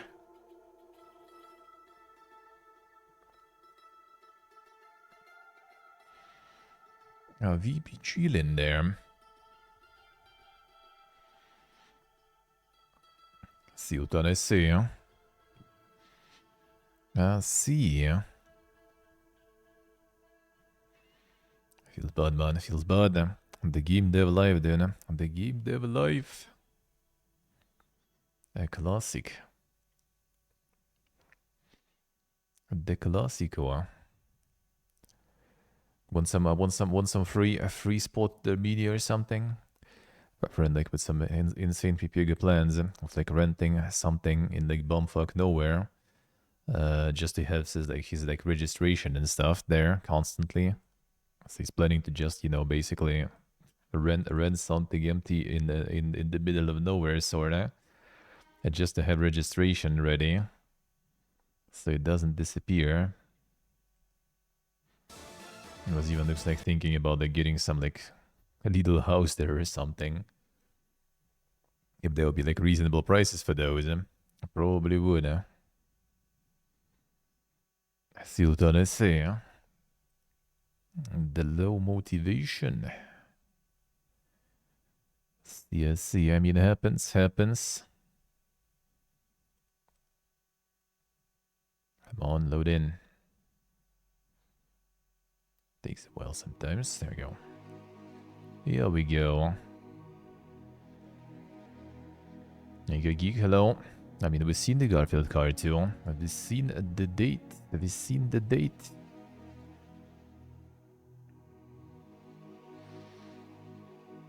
Wasn't there some sort of like hobo... a hobo edition of Spell Collectivate now also? Do you enjoying that one? Enjoying that one? No, it's too much still even for the hobo edition. Sika Geek, I see. The priorities, the priorities.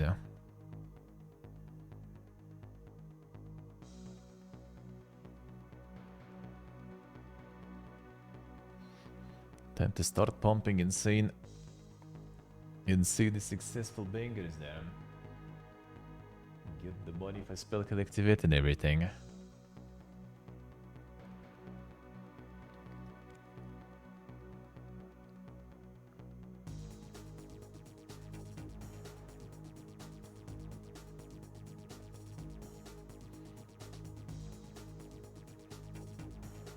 $1,000 per month. Didn't they on some sort of like hobo edition? Some cheap option there? Yeah, but look, I just like, didn't you even post that? The 10th edition, yeah. Why not? Why not? That actually does sound kind of interesting though. Does actually look kind of interesting.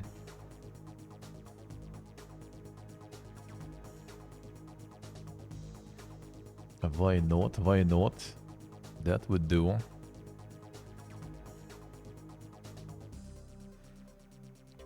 Still kind of 400 per month though. That's quite. 400 just for... Well, actually, I guess the food and everything too, so that makes sense. That makes sense. They should just like branch out and make it like, you know, in some like cheaper country and stuff with like good infrastructure still. If you plan to do nothing productive, I see. Why though? Why? Can't be productive in the tent? We got insane visa rules? Not really, not all of them. Not all of them, actually. I mean, depends, but I think you can find something like that. I think you can find something like that. Night the insects can dev for you, true. I think you can find something like that.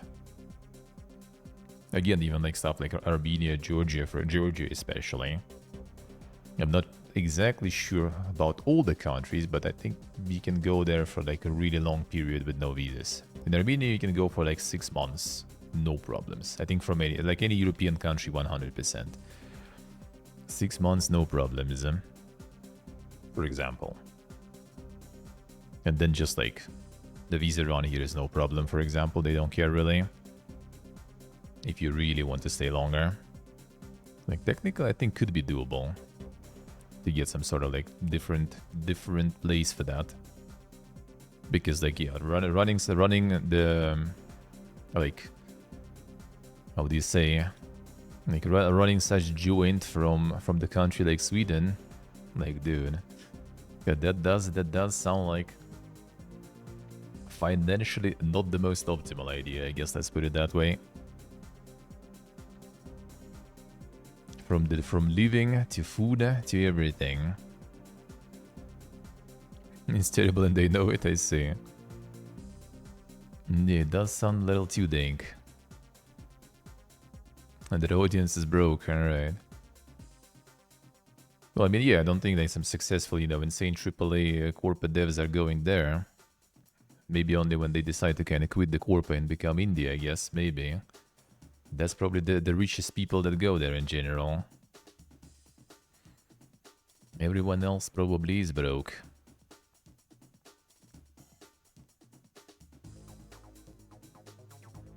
Two, three of those out of 40, alright. I see about 40 people there. Damn, son, not bad. Not bad.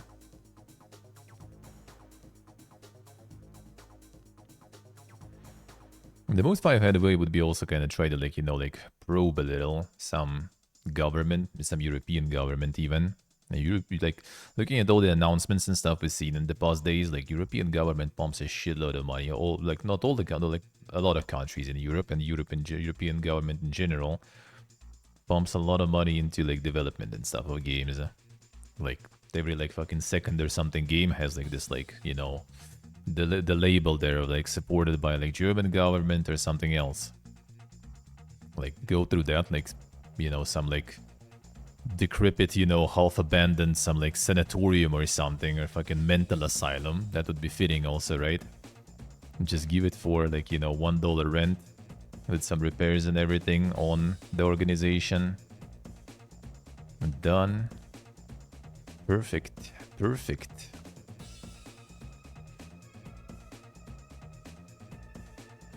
I'm doing that for you, still not much help then. That's actually, like, PPG is shit, man. I mean, I guess I can, like, can see from the bureaucratic point of view.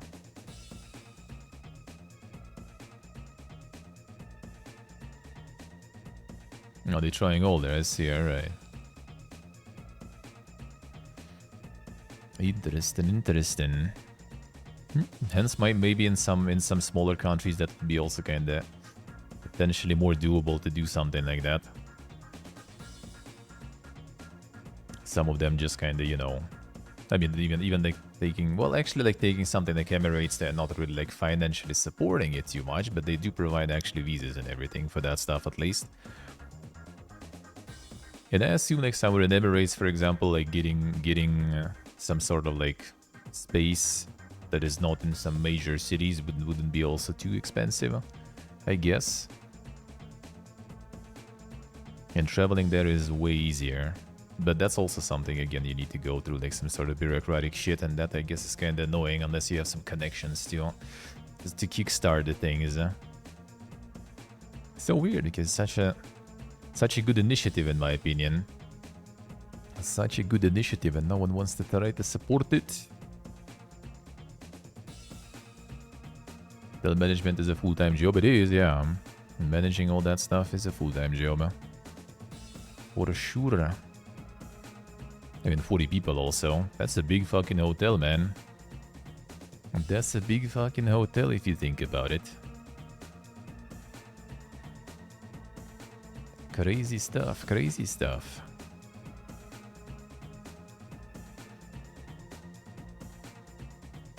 But yeah, that is kind of tricky to do. I need some insane orgs with some monies to spare to actually support that kind of stuff, looks like, to make it actually viable. Especially in the country like Sweden. Here's a War E-Day devs that people can fly cancel 2 game projects after falling out with unnamed publisher. Studio to scale down our teams accordingly. Another one. Publisher not presented us with a draft of the subsequent content writer to publish an agreement covering the terms and conditions of further milestones on Project Gemini, and the lack of communication from the publisher as to its willingness to continue or terminate the Gemini project. Another one. And Bifrost also.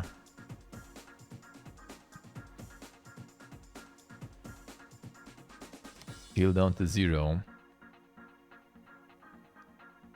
Taru. Leasing MMO. I mean, they didn't scale completely. They also tried to make like a spin-off game There was pretty much like scenarios from Warhammer Online, but as a standalone game. I played that shit too. That one flopped super hard.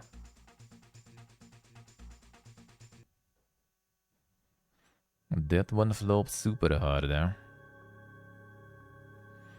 Bifrost was suspended due to the above and the analysis of the group's cash flow, which showed a lack of prospects for securing organizational resources and funds necessary to continue the production and release of this project.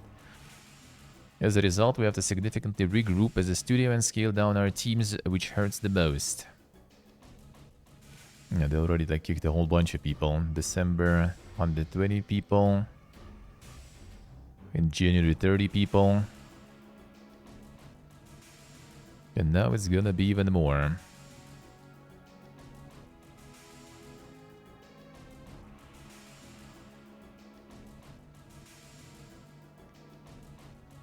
They didn't cancel the Gears of War stuff, so at least they're gonna have some work and some monies. 12 years after teasing buses, we're coming to Euro Truck Simulator 2. They finally arrive. A Euro Truck with buses now also.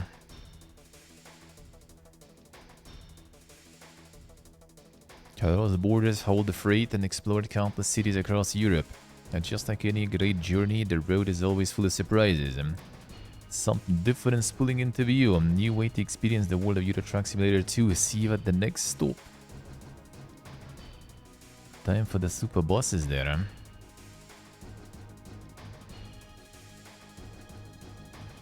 Assiste vai ser.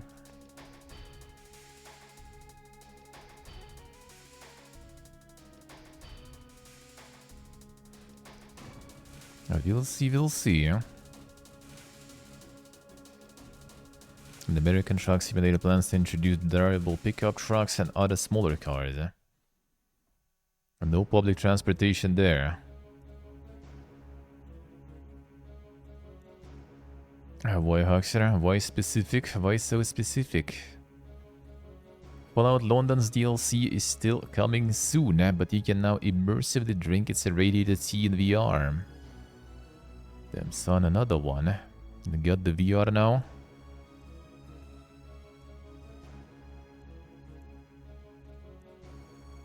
Fallout London VR mode, damn son. You even got the VR going already, damn. Working faster and better than Bethesda by a fucking mile. Let's see, what I say.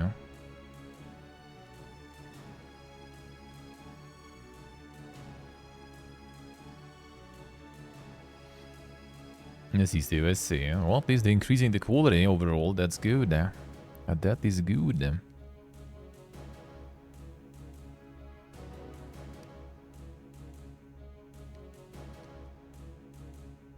Still 10% of the quests currently being tested in VR. Looks like, alright. Insane, man. Even the VR for this now already.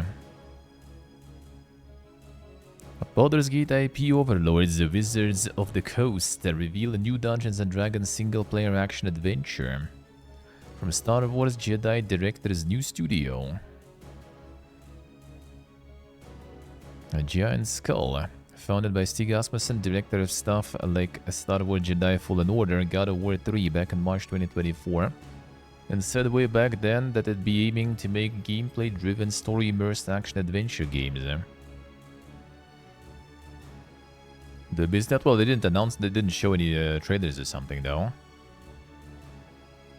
Whole new single-player action-adventure title set in the world of Dungeons & Dragons that'll be coming to console and PC at some point between now and the end of time.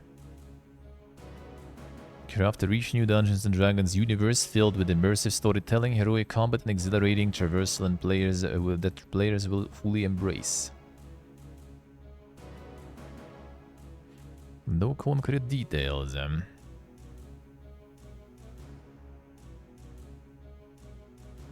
Hasn't been declared an RPG. Yeah, probably nothing really with Baldur's Gate, I would assume. Tango Gameworks unveils new branding and confirms it is working on a new action game. Think Gameworks is back and in a brand new way.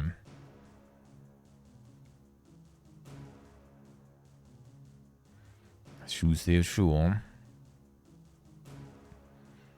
There was hiring with open positions at the Tokyo studio, spanning almost every department.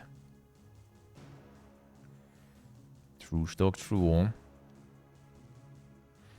Open our site to give our fans and future team members a look into our studio. You can learn about the studio philosophy as well as see featurettes from members of the team.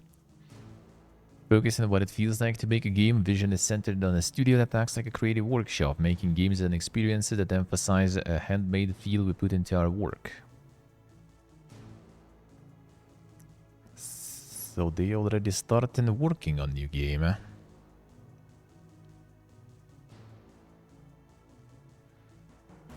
We'll see. Well, still no Shinji Mikami or anything, so we'll see what they're gonna do. I would assume like the rights for all the franchises are basically Microsoft's probably. Asia and Middle East North Africa games market generates 86.6 billion in 2024. Co-Partners report predicts the region will hit nearly $100 billion by 2029. Corpa approved.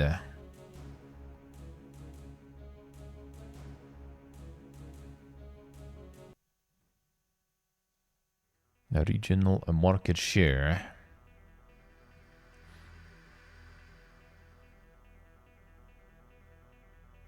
East Asia and China going ham. India that low? Really? Really?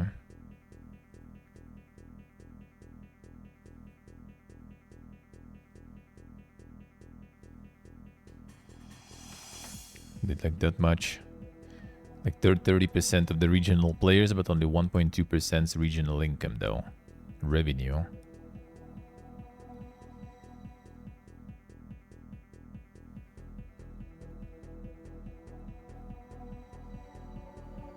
No, in East Asia also 32% players, 5% of... Actually no, wait, other way around. 30% revenue, 5% players in East Asia. Holy. Damn. That's why Ragnarok and all that stuff is so fucking over monetized, man. That's where they farm. I see how it is, huh? That's who they farm on.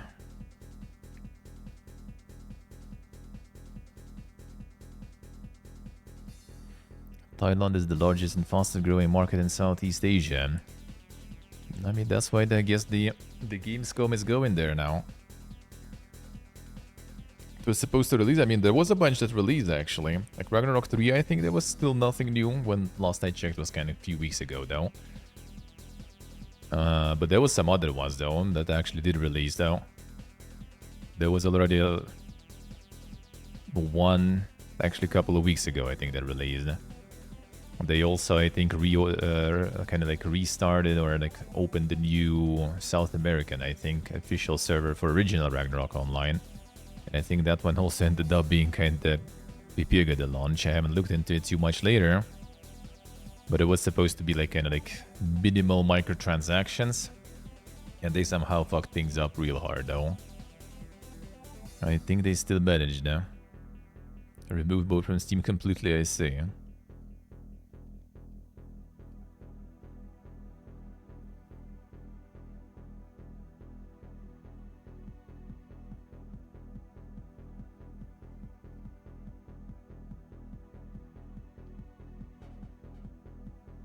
Removing from the Steam, that does sound kind of weird though. That does sound kind of weird though.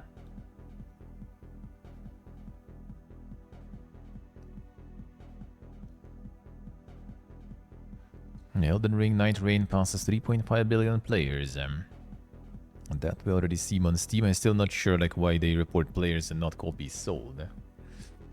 I guess whatever. I don't think it's available on any subscriptions, right?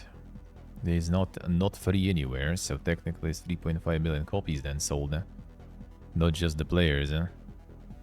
So kinda interesting they put it that way.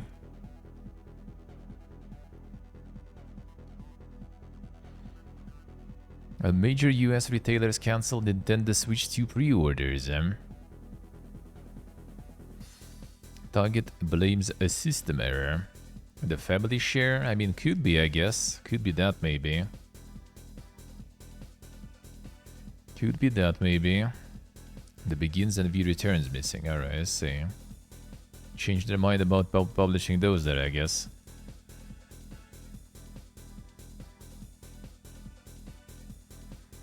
Customers of Walmart, Target, and GameStop complaining that their pre-order has been cancelled, sometimes without notice.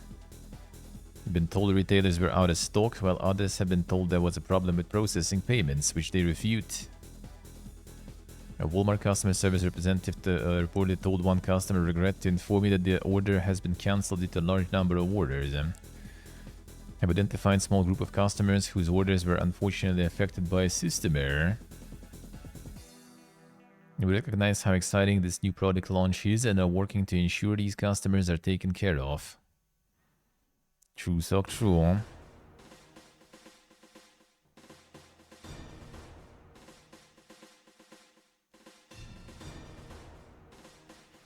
CD Projekt Red clarifies, Unreal showcase of Witcher 4 was tech demo, not gameplay. This is a tech demo and a first look at the cutting-edge technology powering Witcher 4, but not the Witcher 4 itself, says developer. Alright, so the video was all debate there, basically.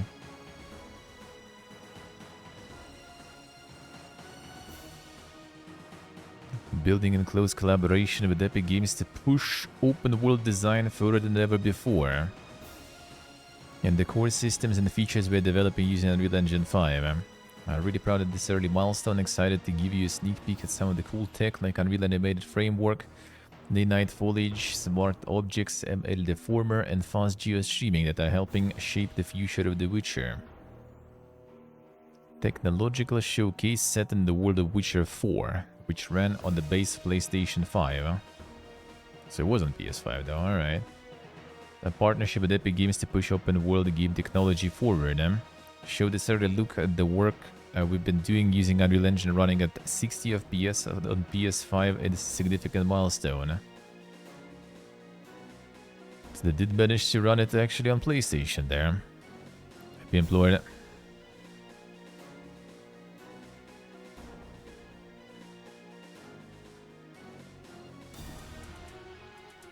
But still just the tech demo though. The actual game will be 60 FPS on the regular non-pro PS5, now that will be impressive already. The actual game 100%, yeah, I wouldn't be surprised. In before only pro, and on an actual PS5 it's gonna be the same as with Cyberpunk or something, when you just can't even fucking play that whatsoever almost. Kingdom Come Deliverance 2 developer of Warhorse Studios is opening a new office in Brno.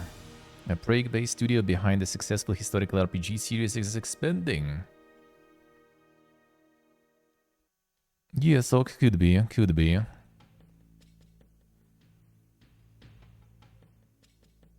Office opens its door July 1st at Peter Akalar, formerly a managing director of Ashbourne Studios and Lost Train Home. There's also some Dink stuff. Ashbourne collaborated with Warhorse on Kingdom Come Deliverance 2's recent brushes with Death DLC. Horse based in Prague says the move supports long-term development ambitions as well as commitment to cultivating local talent and deepening its roots in the Czech game dev community. That's pretty nice. A Brno office allows Warhorse to scale development capacity and eventually manage multiple projects in parallel.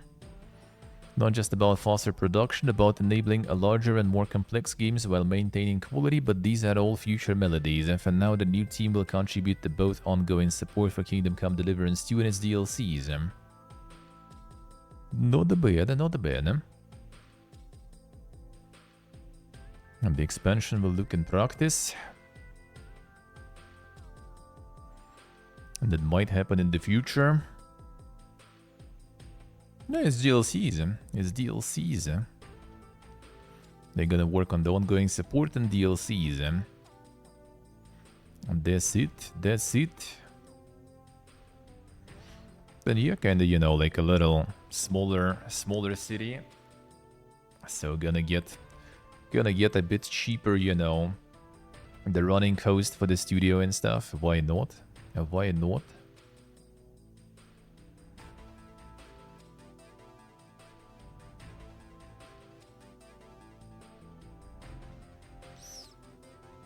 So we'll see,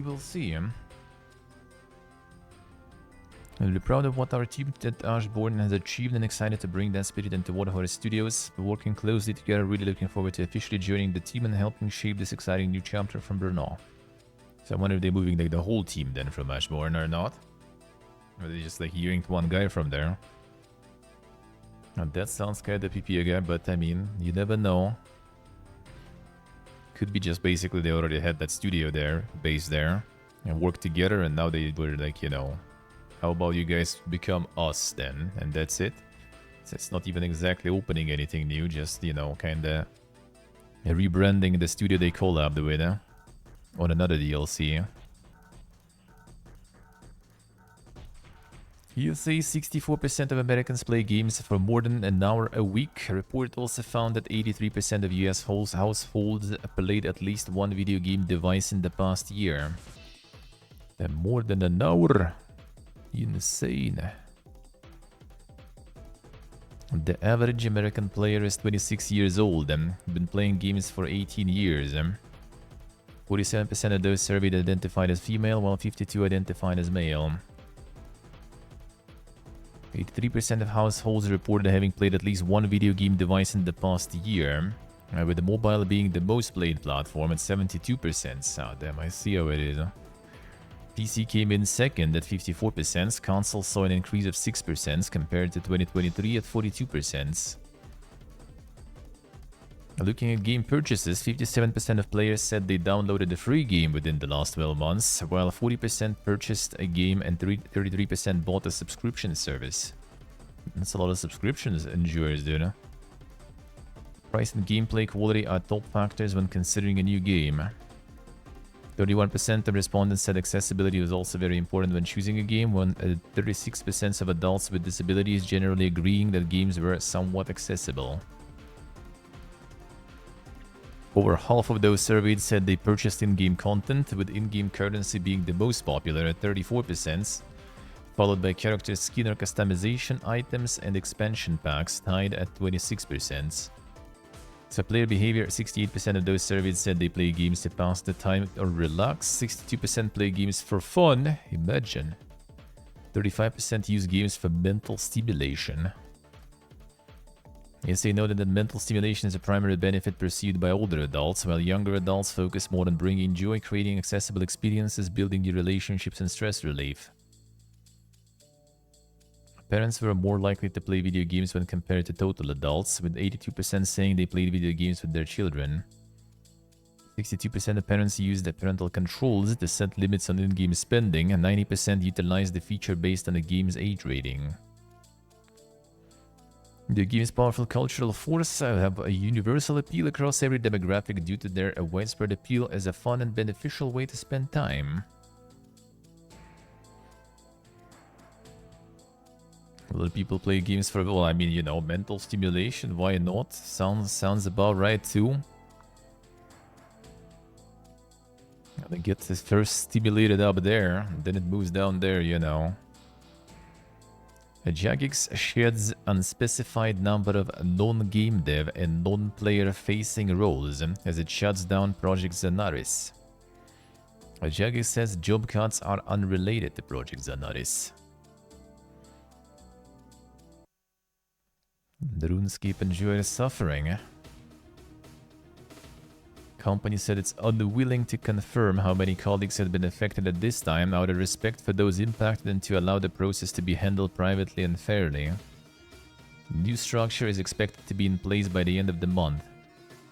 As part of our strategy to build the best experiences for players and grow the RuneScape community, we have proposed changes to our operational structure. These adjustments are designed to reduce complexity, increase agility, and ensure we are fully focused on the areas that matter most: our games, our players, and our future. A vast majority of proposed role reductions are within non-game development and non-player facing functions, such as operations and administrative support. Our intention is to protect and strengthen the teams directly responsible for delivering value to players. I recognize that any change of this nature is difficult, and we are committed to supporting all impacted employees throughout the transition. I'll see.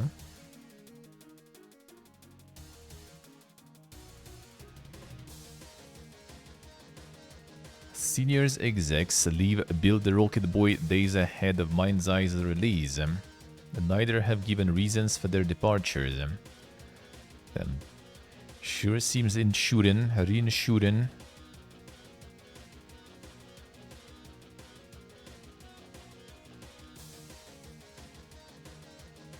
Proud of what BRB's accomplished. Didn't expand why he'd left or what his next steps will be.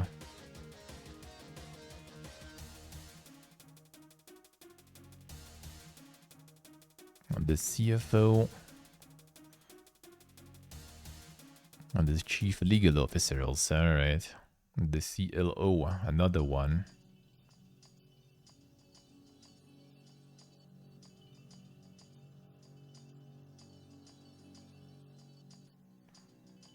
Beyond excited for what's next. Yeah, wonder how the game will be on release though. Maybe it'll be some sort of like insane gem. We were just, you know, kinda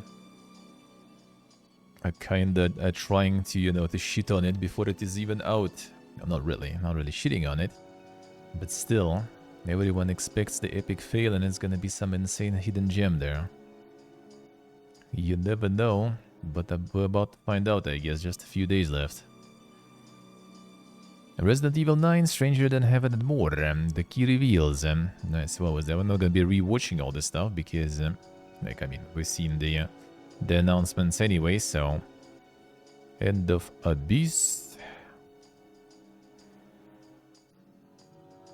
The Malmö one. Twin Stick Survival Horror Shooter. Lego Voyagers. That one look kinda nice. For Friends Havers though. I like how like half the screenshots are not even like loading. But yeah, that's from the Shovel Knight devs. That one looked nice, even though a little too boomer for my taste. Marble Deadpool VR, you know, VR-less, so not really. Yeah, the eel was kind of dang stuff. And One Fish is publisher. Hot Pilgrim EX, not my jam. Oh yeah, the Casino Royale mission in Hitman also kinda not my jam. Blinded should be kinda nice, but yeah, like that kind of like style of game now is just like the Hades-like and stuff is like, yeah.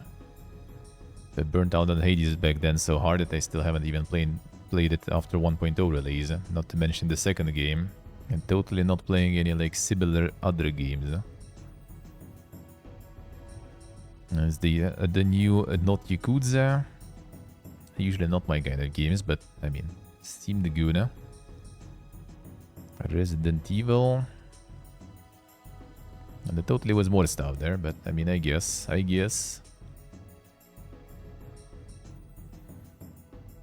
Titans of the Post.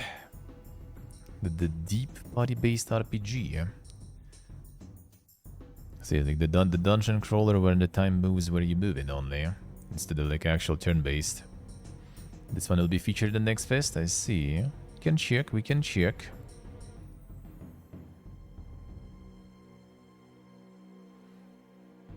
Now you move, they move, kind of. Haven't seen that in... even in first-person games in general, I guess. And the dungeon crawlers for sure.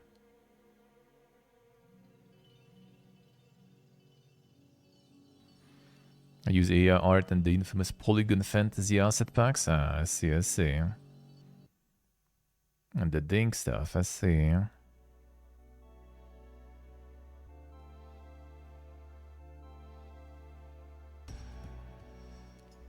Only player characters' portraits and spell ability icons created with AI. Only.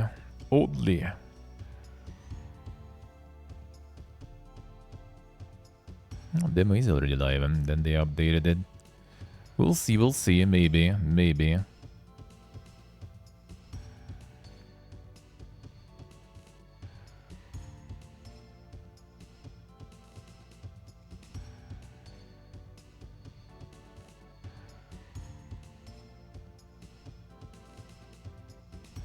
Blacksmith game with the same asset pack, I see.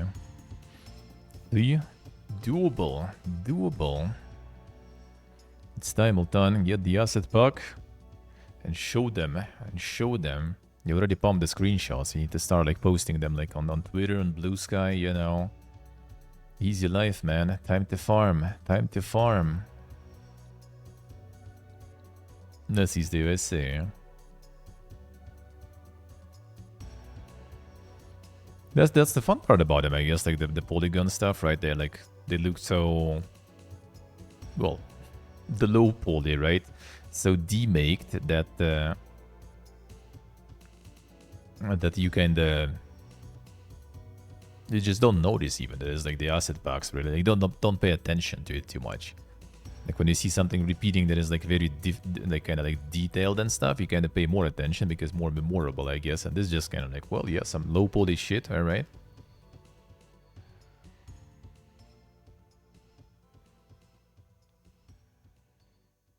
I look demake, but your work is the same. True, actually, that is true. But I assume kind of run a little better, maybe though, right? Less detailed. The price probably is kind of the same though, still.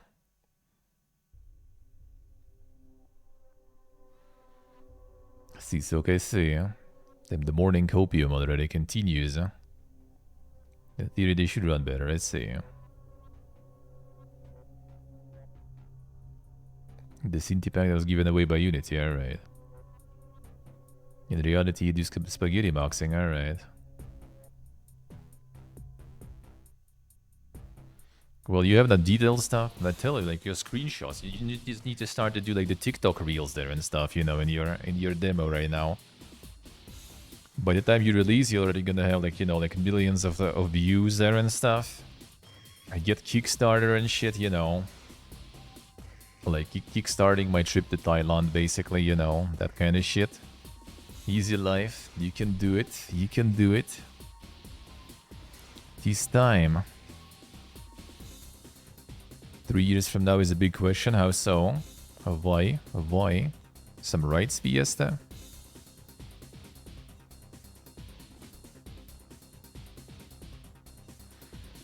That every YouTuber will shit on you because of the asset packs?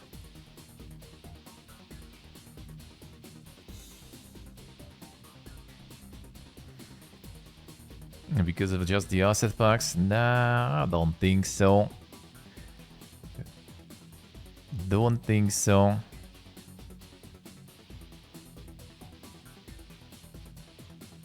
Card games are the best, bro. No more card games, let's see. I go into these dumb best friends ever again, let's see. Oh, you didn't do it because you love card games? Monka is? I'm shocked.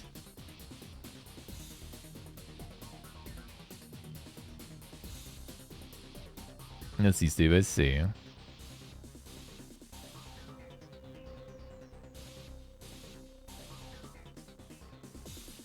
Gonna release it in a week, so whatever is okay now is irrelevant. No, I mean not okay or anything. I mean, you know, start pumping. You have the screenshots, time to make the TikTok reels and stuff. Establish the presence.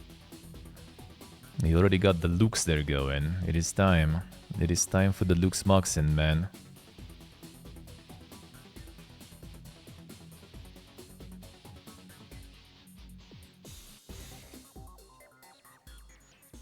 I'll not pay your rent. No, then you make after the TikToks, you get the Kickstarter going, and then release an early access and stuff, you know, and farm. It might end up mixed too, but at least you're gonna farm, you know. Don't give a shit about your 5 likes anymore. Just make viral video. Lol, you dumb or something, man? Just make it viral. Kick. You know it. You know it. A subscription gives you access to it. How does the subscription work? Like, what if you already released the game with their shit? Do you, like, pay the subscription while the game is being sold? Or how does that work, even?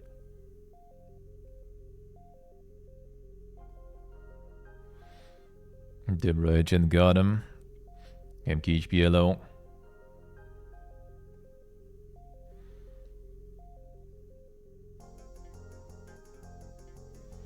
Buy a monthly subscription, download everything, cancel subscription. Then it works like this.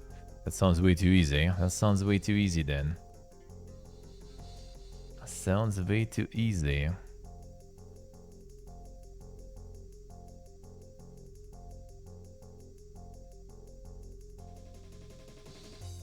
And I think that's the marketing you kind of need to do nowadays. YouTube's, TikToks, man, all that kind of shit. Otherwise, ain't gonna happen. Ain't gonna happen. Do be like that. Even like for streaming and everything. If you don't farm all those platforms, you're probably just kinda, you know, at the best stagnating.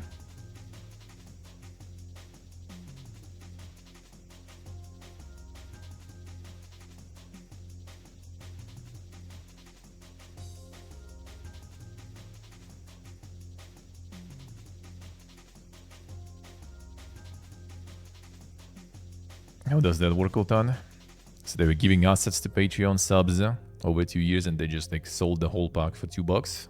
Then the value.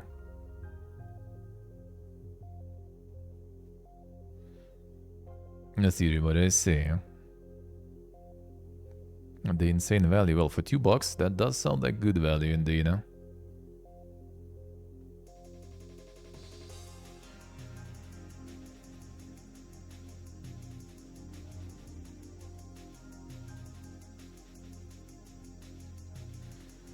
Cannot eat the principles and morals. I mean, true.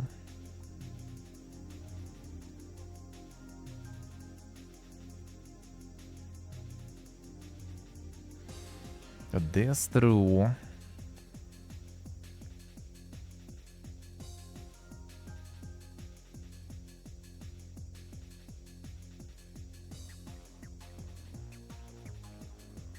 Still waiting for the waifu DLC, yeah. I would just do something like that just out of curiosity, man. Honestly, personally. We have some project, it's already kind of, you know, like, I guess kind of like stagnating, not going anywhere. Like, bro, let's see. What can you do with it? What can you do with it? You know, is there a way to kind of reanimate that stuff? Obviously without like going completely like different, right? Like obviously adding like Coomer stuff to the normal game, not gonna be a good idea. But you're going for some like some insane weeb shit or something like that, you know, some weird collab or something. Like some shit like that I would try probably.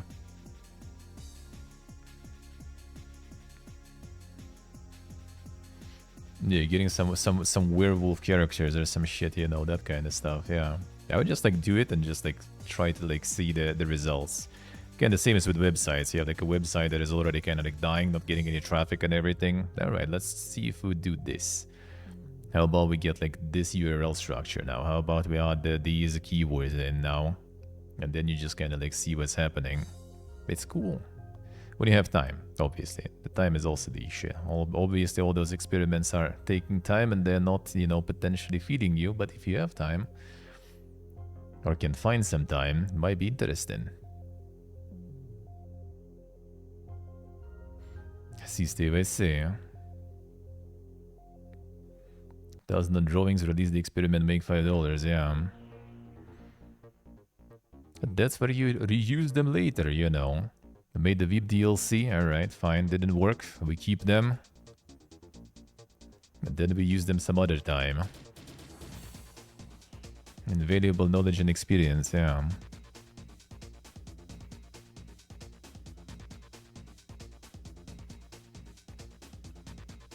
True. But no, for that you would also need to actually have like the marketing kind of built around that. Like you need to actually like active marketing.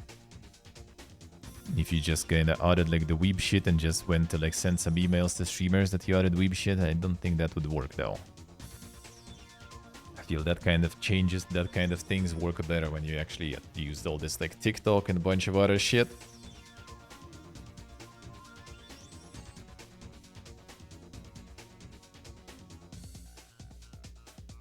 For just the odds alone, eh? Or that, yeah, or that. Or do that. Still need to play that one, actually. I do have it installed for a while. The demo was pretty fun. Need to play the release too. I need to play the release too. I just need like it's also like yeah about all about the platform presence and all that shit, man. This way, like all those platforms like Keymailers and all those, they all like quickly right now like adding the opportunities, adding the whole like categories and stuff for like short form content, you know, TikToks, shorts, you know, reels, all that kind of stuff. Because that's what works now. Given as I said, as a content creator, like if you're not farming short form content, if you're not farming YouTube, long form too, like you are not growing, dude. It just doesn't work.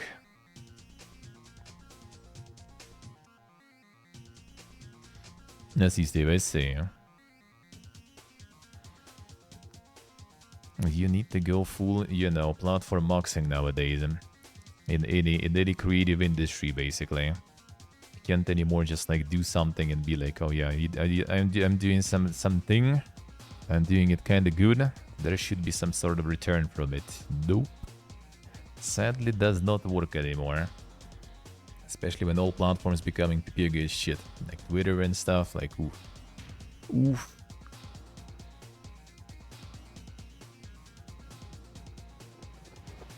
Platform maxing and releasing to 500 wishlists. Yeah, I mean, it obviously doesn't work for everyone too, yeah.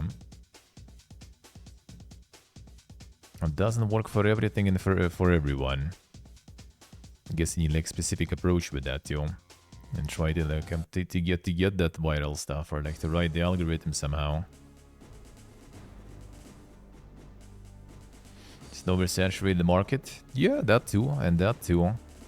And some games are kind of tricky too, you know, to platform max. Some people are just like not really for that. Like you just not everyone is gonna do like some bogey woggy content. Like I can't, for example. It's just like not my type of energy, you know, not my kind of stuff.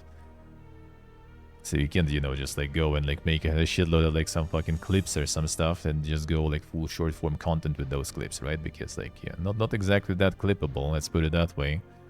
Except for some games that are kind of clippable. So it is still also requires some sort of talent for that and everything too. Not everyone can. Not everyone can.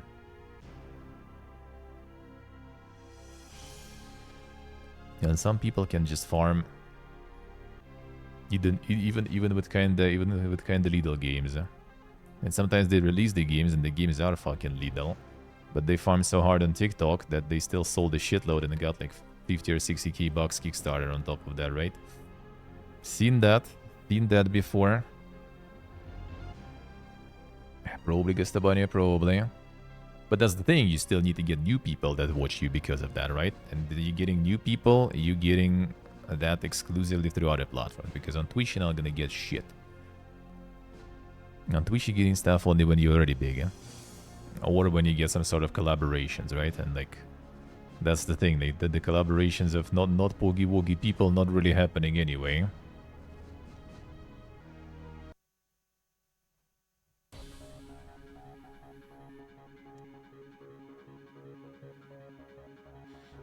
The Ultan got destroyed. Dead inside already.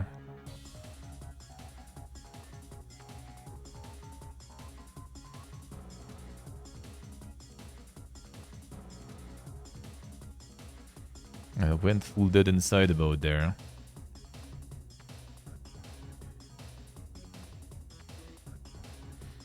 And the person not what she does. In content creation, yeah, mostly. Even though kinda depends, I guess. Kinda depends, I would say. That kinda depends. The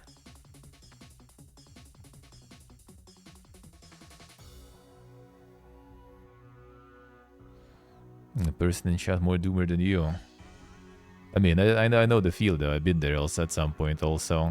All this kind of like imposter syndrome and other things still. You just kind of get a little salty sometimes, if you don't control it. I kind of managed to like remove that part from myself in the early years. Some people even like I remember back in the day stopped watching me completely and peaced out because you know like I was doing kind of alrighty on the platform and they didn't, so they just kind of got salty and they just couldn't be around. Happens, happens. Something I think you need to kind of control, learn to control. Celestial hello. So I needed to control that. Then catch him. The paradox enjoyer. Catch him. Catch him.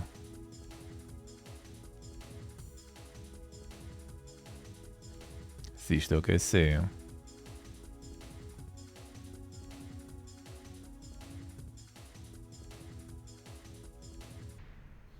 The smooth brain mover. Yeah, some people. It wasn't even like because they were like that, like aggressively salty. Like some people actually even told me that they just can't, you know, it's just something mentally they feel like they can't control it. It's something irrational, you know.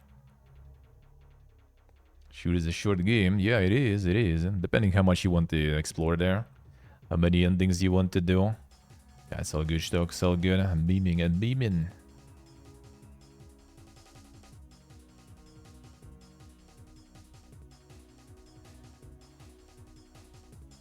Just beaming. Buying the Cloud Obscure, enjoy mod, enjoy. It's good stuff. It's good stuff. Not the worst clipboard to accidentally post. True. True. Not false.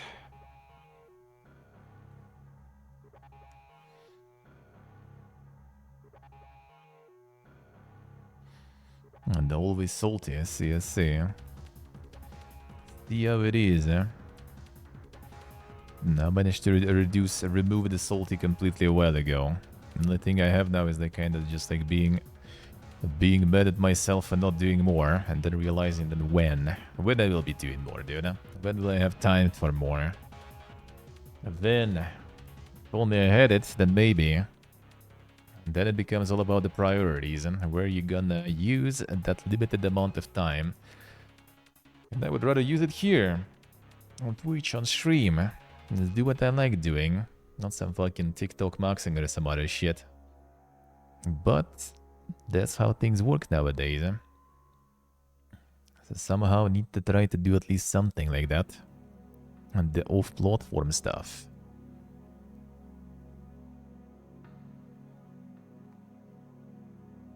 Thanks to the glorious Surfshark plugin, no odds again. Feels good.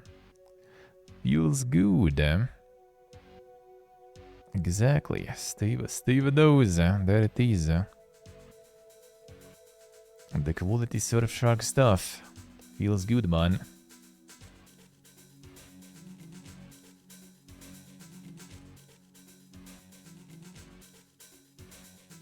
Steve doing the work. Feels good, man. Feels good. The Surfshark VPN. Still supporting. And still can get you 4 extra mods there. Feels good. Nice VPN. In some regions you can watch some bangers in some of the streaming services that way. Can get Babylon 5 there. You know, on Amazon. Feels good. I do be enjoying watching that.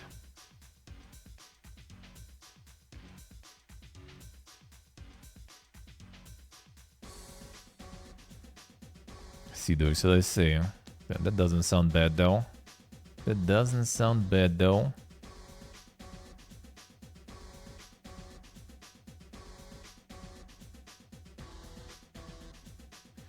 The boarding CSS. What do I have there? I have linked to my stream there right now. Boarding indeed. Boarding indeed.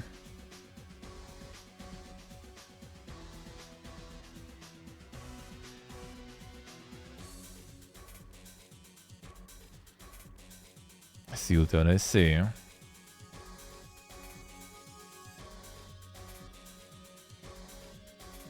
The CSS on Sunday, true. CSS anytime.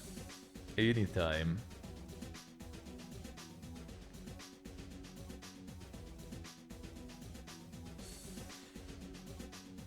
I'm not following the progress stuff. I mean, you know, that's how, like, that's the thing. You either like then not following, not doing that and doing things your way, but then you just kind of, you know, achieve Zen and just ignore everything else that's happening. Expunge all the salt, you know, just kind of like, I'm doing shit my way and I don't give a fuck. They can do whatever they want. I do not care. If they succeed, very pog of them and stuff. Yeah, you need to find Zen.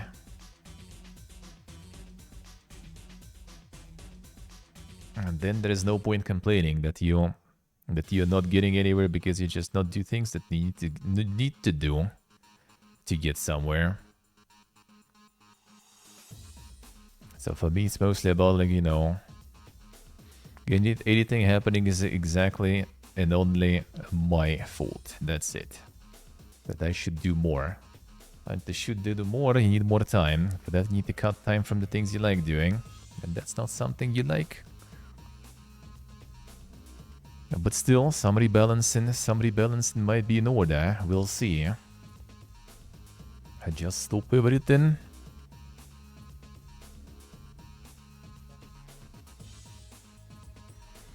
Come community manager, not a developer.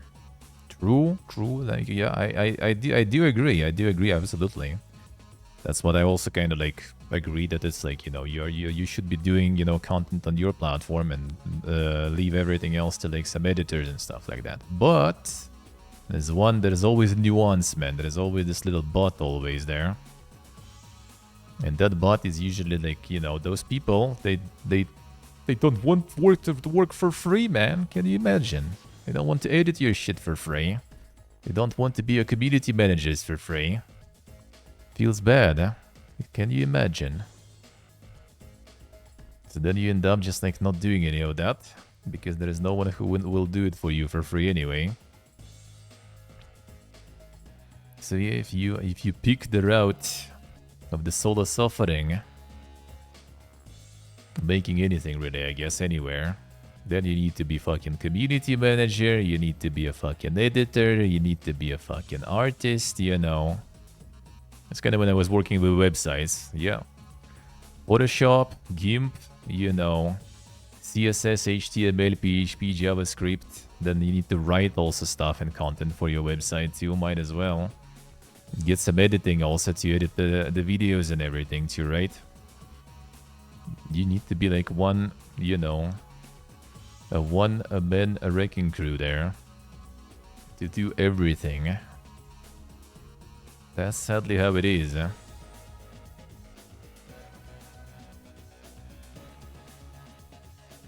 The perfect human being, yeah. Jack of all trades, master of nothing. Yeah, DaVinci Resolve, actually, I can recommend it. It is like very complicated and huge. But if your PC can handle it, and if you don't, you can, like, you know, dig through it a bit, it's really good for free. If you need something like very basic just to kind of like put things together, then something else is probably better. I could ask my friend who's an editor. He just like left right now down to the store, looks like, so. He's a total newbie. Well, I mean, you'll be total newbie anywhere though. That's the thing. That one is a little more intimidating though, when you see it. It is a little bit intimidating.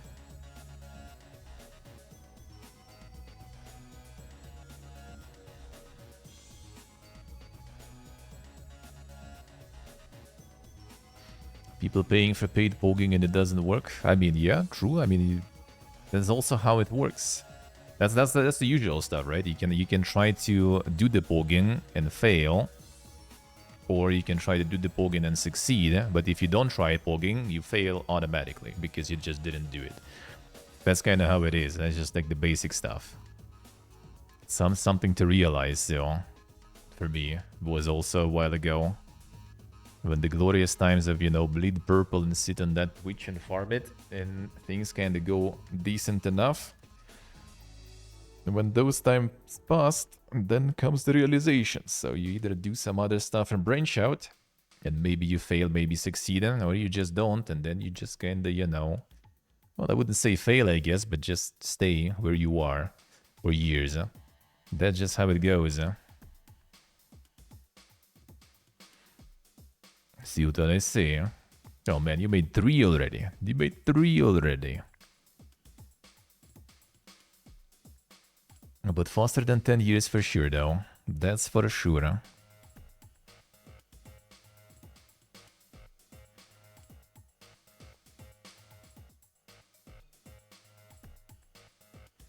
But yeah, you should try Resolve. It's kind of already. And it is really intimidating. But there are guides, plenty of guides and stuff, so I think you'll be fine.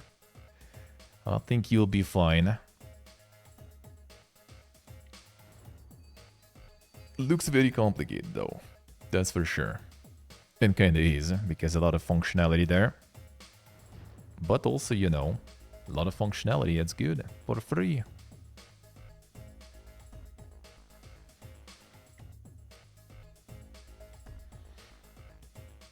For free. Ubisoft not holding its Ubisoft Forward showcase in 2025. They have nothing to show. I guess they're gonna be doing their own, like some weird Assassin's Creed thingy later again. Just for it. Company will have presence at other events, including IGN Live and PC Gaming Show. Let's see. Gamescom 2025 in August. I mean, here is a Magical Golden Era actually fits into PC Game Show really good. So I'm kind of gonna polish my Pog a little bit. I'm gonna polish my Pog a little bit then. Maybe. People Can Fly lays off another 50 employees after project suspensions. And no Korean Good Just Done segment. True. So now we know the exact number. Well, kind of approximate amount of people, I guess.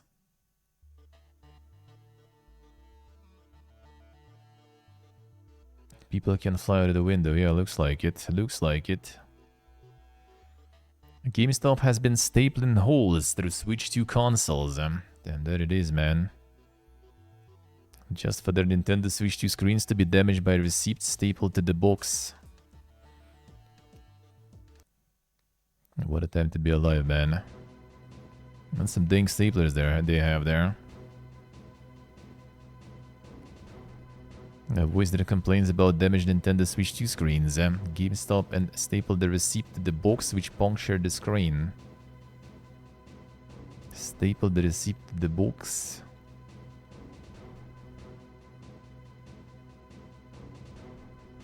CLOSA. The IQ investment there, yeah. Everything announced at the Future Game Show. Well, that's what we watched yesterday. Expanse the Cyrus Reborn. That looks really good. I haven't watched Expanse though, so like I'm not invested into that shit, but yeah.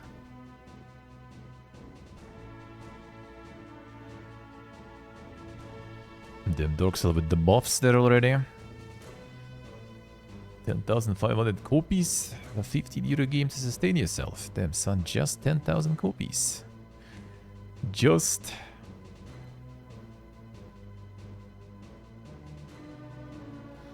I'm even more of a min-maxer. I could do it better. I could do it better. I could do it better.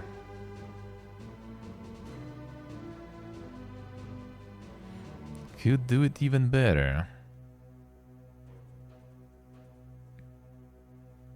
See, let's see. And the Giben tax is included then.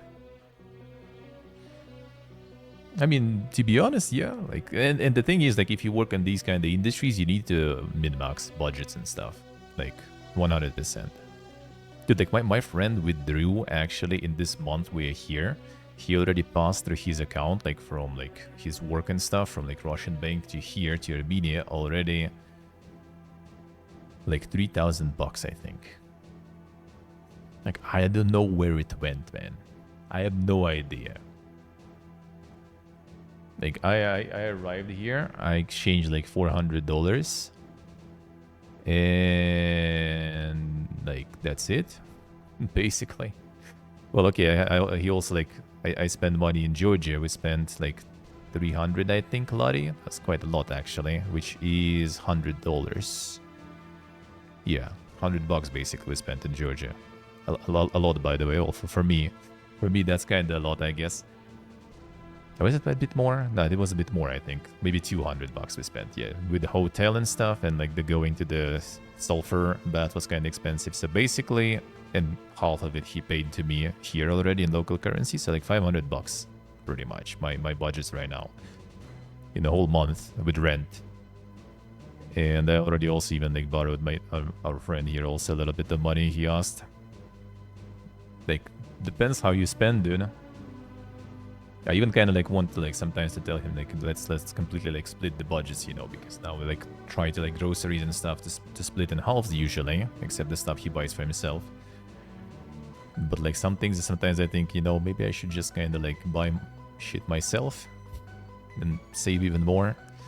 Because like, you know, we kind of split, for example, like sausage and stuff, like, you know, like kielbasa and stuff, and like I eat a little bit of it, and it just pee poofs sometimes, very fast, very hard. So you kind of pay for half of it, and then you maybe eat a quarter of it, you know, and I'm just like, maybe I should just have my own budget for that too. I would save even more. So it was like 500 for me, probably in a month. A bit more, okay, fine, let's say like 600 or 700, but that's because also we moved, we got the rent, right? All those things included already for the first month. Well, deposit I'm not counting because deposit is going to be returned by another guy, third guy, who will be moving here soon, and he will stay here when we move out already to the next destination. He will stay in this house, so technically he will be getting back the deposit at some point. So he will pay the deposit basically to us back.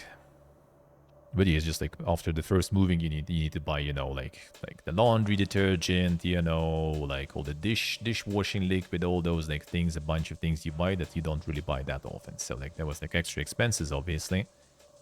Yeah, there was a bunch of like restaurants and other things when we moved back, right, to meet with friends and stuff. So could go lower in the budget for sure. It will do. Now I'm kind of like limiting my stuff a lot. And only today in the morning, I just like passed more money from like my brother's rent, basically, and that will be what I'm gonna be spending for the next month, pretty much. That's it.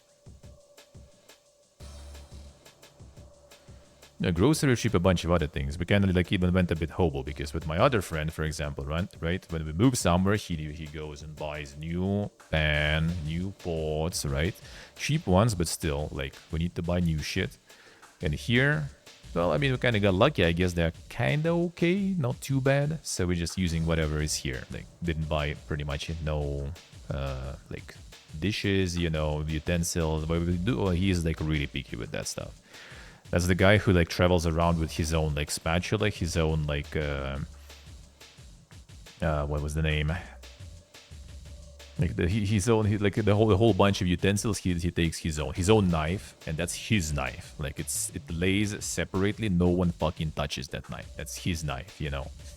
So yeah, he is like that. We are kind of as he calls us, we're pigs, you know. Like we're shit eaters and pigs. So that's basically who we are. I admit, man. So I don't really give a shit. Like it's like some old pan there. Bro, no problems. No problems. Old, like, blunt knife. Well, when it's very blunt, bad, though. Because it's not convenient. When it's, like, you know, all kind of, like, ugly or something, bro. And sharpen it on the rock or some shit, and let's go. That's good. That's good. So, yeah, with him, we usually were spending more. Like, in Uzbekistan, we just got, like, I don't know, like a couple of $100 just like in even more probably in like a bunch of like all those like utensils and other things. Here so far kind of cheap-ish. And yeah, that's why I also like all these like, you know, social gatherings and stuff. I also trying to kind of not partake too much, or at least go low budget mode on that stuff.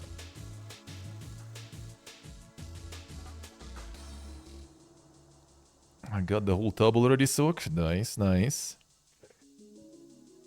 So yeah, moving around kind of adds extra expenses, of course. But usually I try to go like full low budget mode, as much as possible. And it's kind of nice. It is actually kind of nice to be like that, honestly. It is very nice. It's gonna go to the marketplace more in the mornings. Like some like of the flatbread and like veggies are super cheap here. Fucking tomatoes you can get for like $1 kilo. a bit over $1 per kilo. And good tomatoes, like not some like supermarket tomatoes, like, you know, marketplace, like good tomatoes. You can even go a little bit to the side of marketplace and they're literally going to be just like standing cars with people just like selling off the car, you know, what they brought from their like farms and stuff. And you can get that also for like $1, $1.50, no problemos.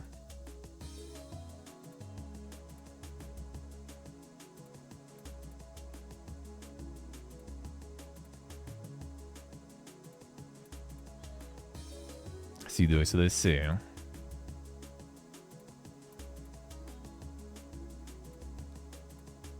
Yeah, I kind of usually don't really care too much. Yeah, knives are actually here in Armenia. They are like these like really like small but very sharp knives that are kind of cheap too. So we just kind of like buy those, and they kind of good enough. Like, yeah, I can't like do some like MLG, you know, chef chopping with those, which in general I'm not really good at, but with those you just can't. But they're super sharp and like super cheap, so pretty good. I like that. The mug, well, I mean, I do be traveling with this fucking. I'm traveling with that stuff. I ain't buying a new one, and every new place. I'm just traveling with this glass. Like travel more than like some people, you know, in their lives. To be honest, already, it just fits perfectly in like my glove for the cold times, you know. And then I put like some towel in, which I also have the kitchen towels with me usually, because I don't really have a lot of clothes. So I have like some towels and other things that I can like wrap things in, you know, and put them as a filler in.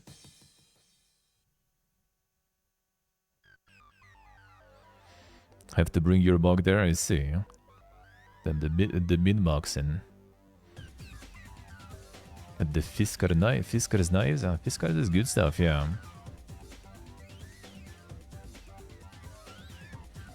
Alright, the expense. What else was there? Echoes of the End. It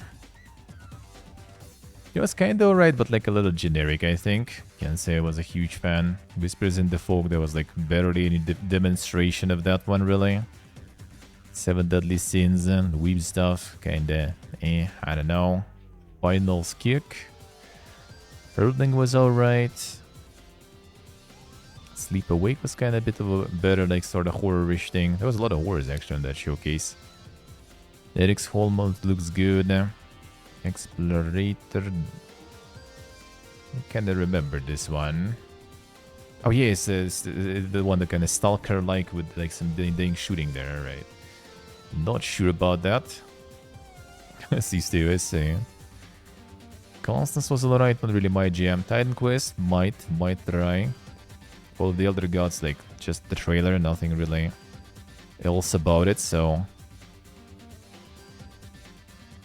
Oh, Sident. Oh yeah, the PvP, but oh yeah, that's a skip like, alright.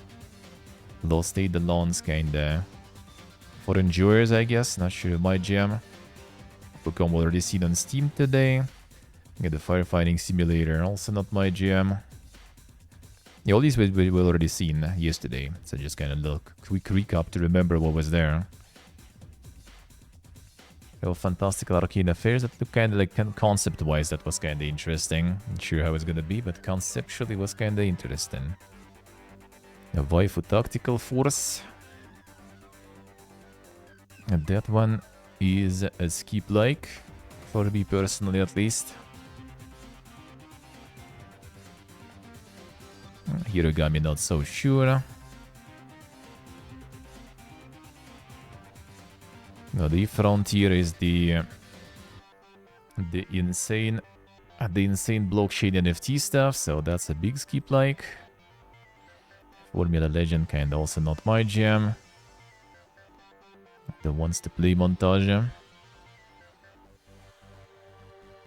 remember what was good there. Aoi kind of looked potentially interesting, but it looked also very ambitious, and it's like no publisher, nothing, just Kickstarter. So all those ambitions and stuff might kind of end up not actually happening, you know. Yes, come, kick. Ground with them dinosaurs, head is us, that we played already. Fade Nico, I kind of not so sure. They kind of hyped it up because all the older, like, you know, friends voice actors playing there, but like the game looks kind of, I don't know, nothing really special. Also kind of the genre where you kind of not gonna really enjoy the voice acting that much though. It's like in like action platforming and stuff. Like, will you hear those that often there even? That they got like all the big names in, but will there be that much of the voice from all those big names there? Yeah, overkill voice cast for that, I feel. True. The Sacrifice was a really nice demo play. The demo I played already a while ago. That was nice. Truxton Extreme. The Insane Shaboop.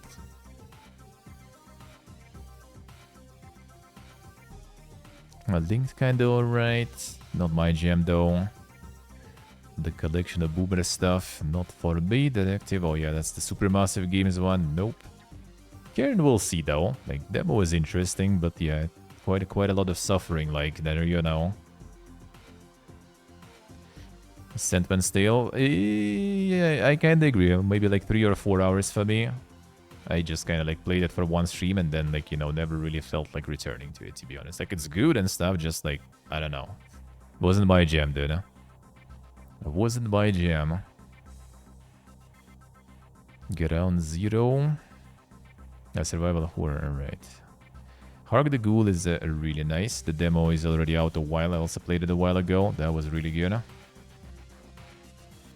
Hell, not my jam. Luto, I think, also was. The ghost story about hope and secrets. Don't even remember that one.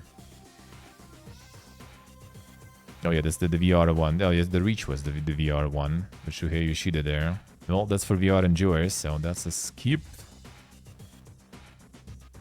That's a skip.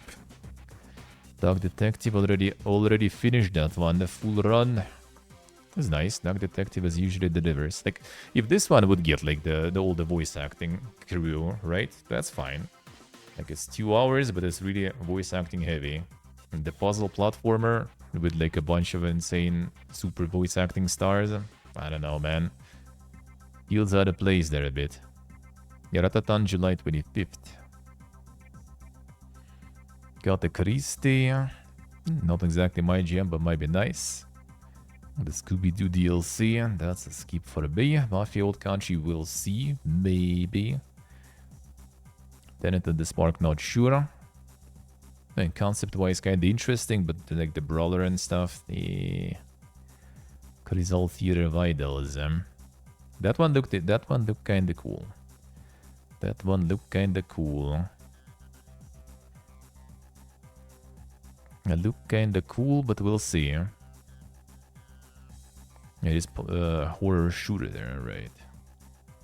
Like, artistically, it looked kind of interesting.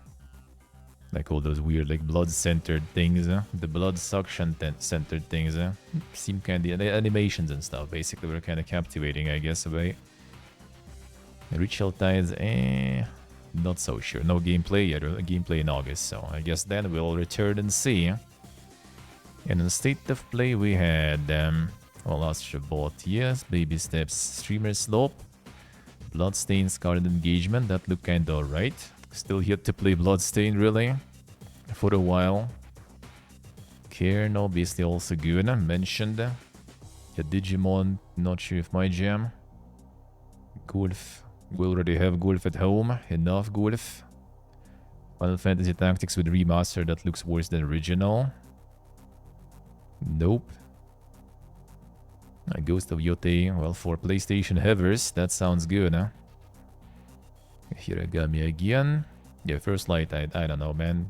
For me, probably kind of skip-like. Never really was into the Bond films, honestly.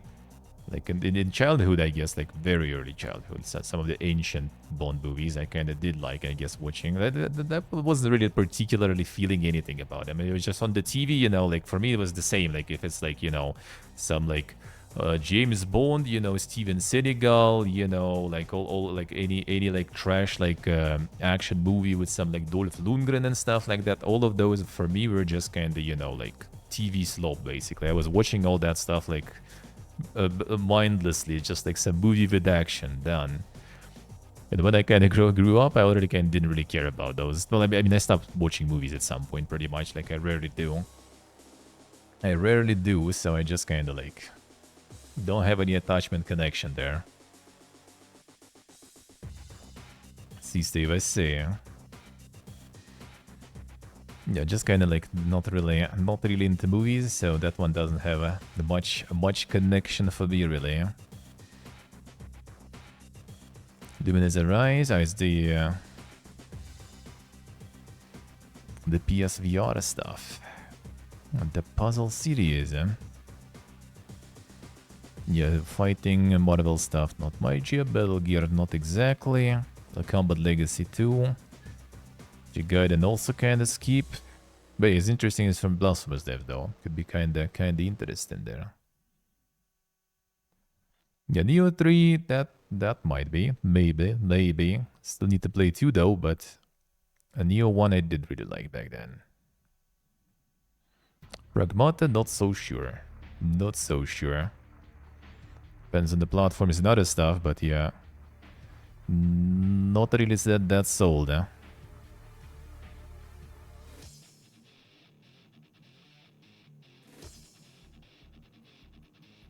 Project. Oh, it's they're fighting Stika there.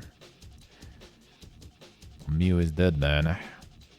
Yeah, the Grasshopper manufacturer makes some dink stuff. I'm not sure if I was sold kind on this one, like stylistically and stuff. Like Grasshopper is really dink, but not sure about this one. Sea of Remnants was some like dink stuff. Looked kinda nice, but still not sure what was that exactly. Silent Hill, not exactly my cup of tea. Sword of the Sea, not really. Thief, that's a crime, man. Well, I mean, yeah, thievery is a crime, but like making that also in VR, that's you know, that's unacceptable, man. That is unacceptable.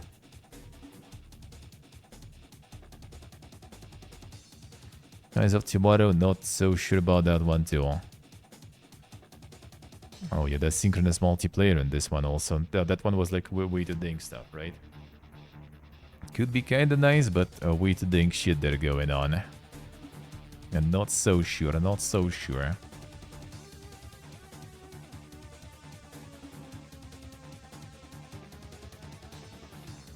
See, let's see. I mean, why not? Need to use that bike after all. Okay, let's see if I didn't miss anything. I mean, there's not that much. We do have another showcase coming. That one is gonna be big.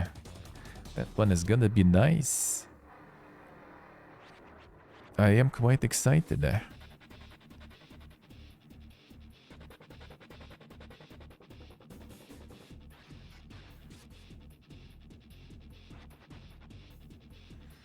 Let's see. The PC gaming.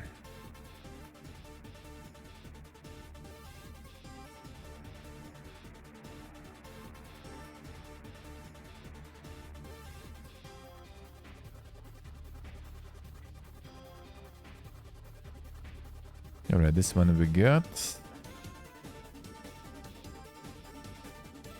The VTubers and Death Stranding we had last time. Alright, so now we only have the Diablo stuff there.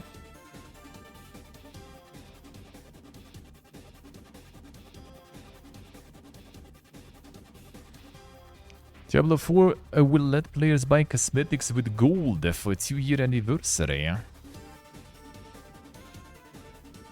What was the point of that one, really, though? The overall season battle pass. A recent Berserk crossover, it won't require players to grind out a special currency or earn unlock tokens. Instead, players can simply use their gold to buy these cosmetics. Rarity in Diablo 4 where cosmetics are almost exclusively earned from dropped items. Gain to reputation reward tracks are purchased with platinum. I think that's kind of the most often, you know, thing. Game's premium currency from the in-game shop. Oh, sorry. Cosmetics, there'll be 2-handed sword, polearm, bow, a 1-handed sword available, as well as Sunflame Lantern and Burning Dawn banner mount trophies. Locking all of the cosmetics will grant players one final reward in the form of the Burning Dawn mount armor. Yeah, I'm not sure, like, why not? Why not? Thank you. Why kinda not get the cosmetics that way? Not giving them actual money seems like a win. True. doesn't seem too bad. At least some free cosmetics. Well, free, quote unquote. Also interesting amount of gold you need.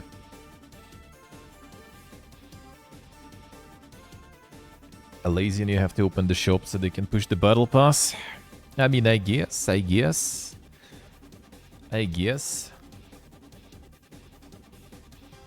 couple of hundreds, I see. That's not too bad. Well, I mean, yeah, it's just like instead of like just giving you these things for free for like logging in, for example, or something, right? They just kind of like make you like on the one hand, they kind of making it so you do need to go and log in, right, to buy them. So you return, and the other hand, and another thing is, yeah, you need to go to the store and actually press things to buy them, not just get them. So yeah, I guess it's kind of smart to do it that way. I guess it is kind of smart to do it that way. You pay still kind of nothing, but you know, you do some moves, you get in the game, you get in the store. But I don't think it's really bad though, like, why not? If they would like add anniversary things only for like money, for example, for real money, that would be worse. Or if you needed to like grind through like some crazy, you know, like battle pass or something, that would be bad.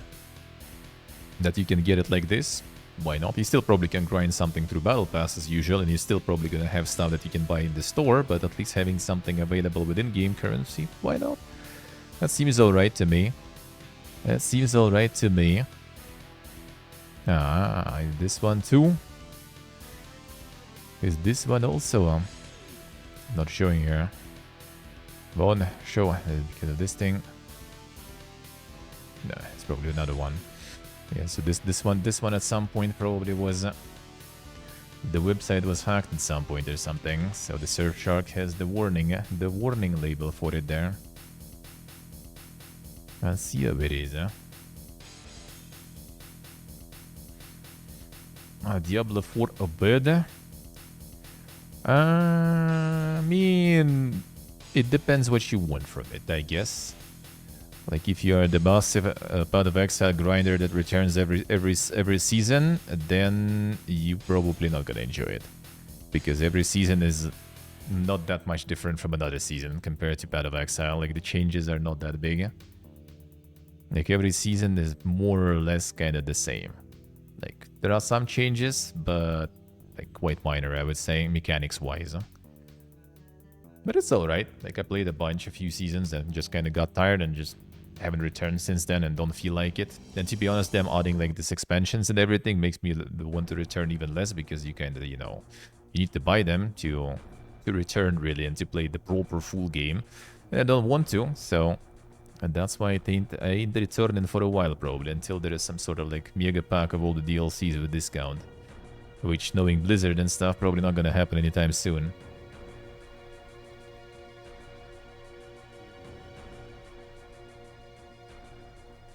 See what I say. To be honest, Diablo 4 is still grindy as shit though. Like my friend who does every season in Diablo 4 and in Diablo 3 ever since the release, he still says that Diablo 4 is like really dog in that sense. Like Diablo 3 is like the perfect thing for that, because you just go in and like in a couple of weeks or something, you easily just like, you know, get everything done, no problems. And in 4 they still kind of try to make you like, you know, like grind, make you log in, make you do things more and more. Like it's just like too grindy, let's put it that way. Which is probably still less maybe grindy than like in Path of Exile and stuff if you want to do everything, right? But it's still grindy. Get an 8% discount, play campaign. I don't know, campaign I feel is kind of like, I mean, it's Diablo, right? So like cinematics are good, like story's alright, but like just for that, it should be like some mega massive discount or something. Because that wasn't something crazy good. Which, to be honest, I guess none of the Diablo campaigns were. I don't think so. Like, just the story themselves, for example, they were not really worth it. Like, ever. Cutscene's kind of cool, though, I guess. I would say just only if you have, like, really, really craving to play some ARPG, or you have some friends to play with. That's how I bought it, basically. That's how I got into that, you know. Just had friends who were planning to go in and decided let's all play together and buy it. So that's why I bought it on release, and we did both play it, and it was good. It's nice. It was nice just, you know, like hopping in on the voice chat and just like playing in the evening together, grinding shit. That was nice. Especially since it was like partially when we already moved into to Armenia for the first time in 2023 summer. So, you know, already can't meet IRL sorta. At least we can just hop on the chat and play together. For 10 only campaign seems fine. Could be alright, yeah. I mean, it's still gonna be fine to do like a season or two even. Like I did like what, 3 seasons? Well, first wasn't even season, right? Like there was no season for a while. I maxed out the character. Then second season I played a bit less, but I did. Well, first season technically, because initially there was no season. They didn't launch the season at the start of the release of the game. It's the first season I did play a bit, but not that much. I didn't cover it. I did cover all the like battle pass and stuff, I think. Not sure about all the like the achievement thingies. And second season I did grind a bunch. Like I closed everything, maxed out the character, got like some mega mythic gear, and then we quit. And then after that I never returned already.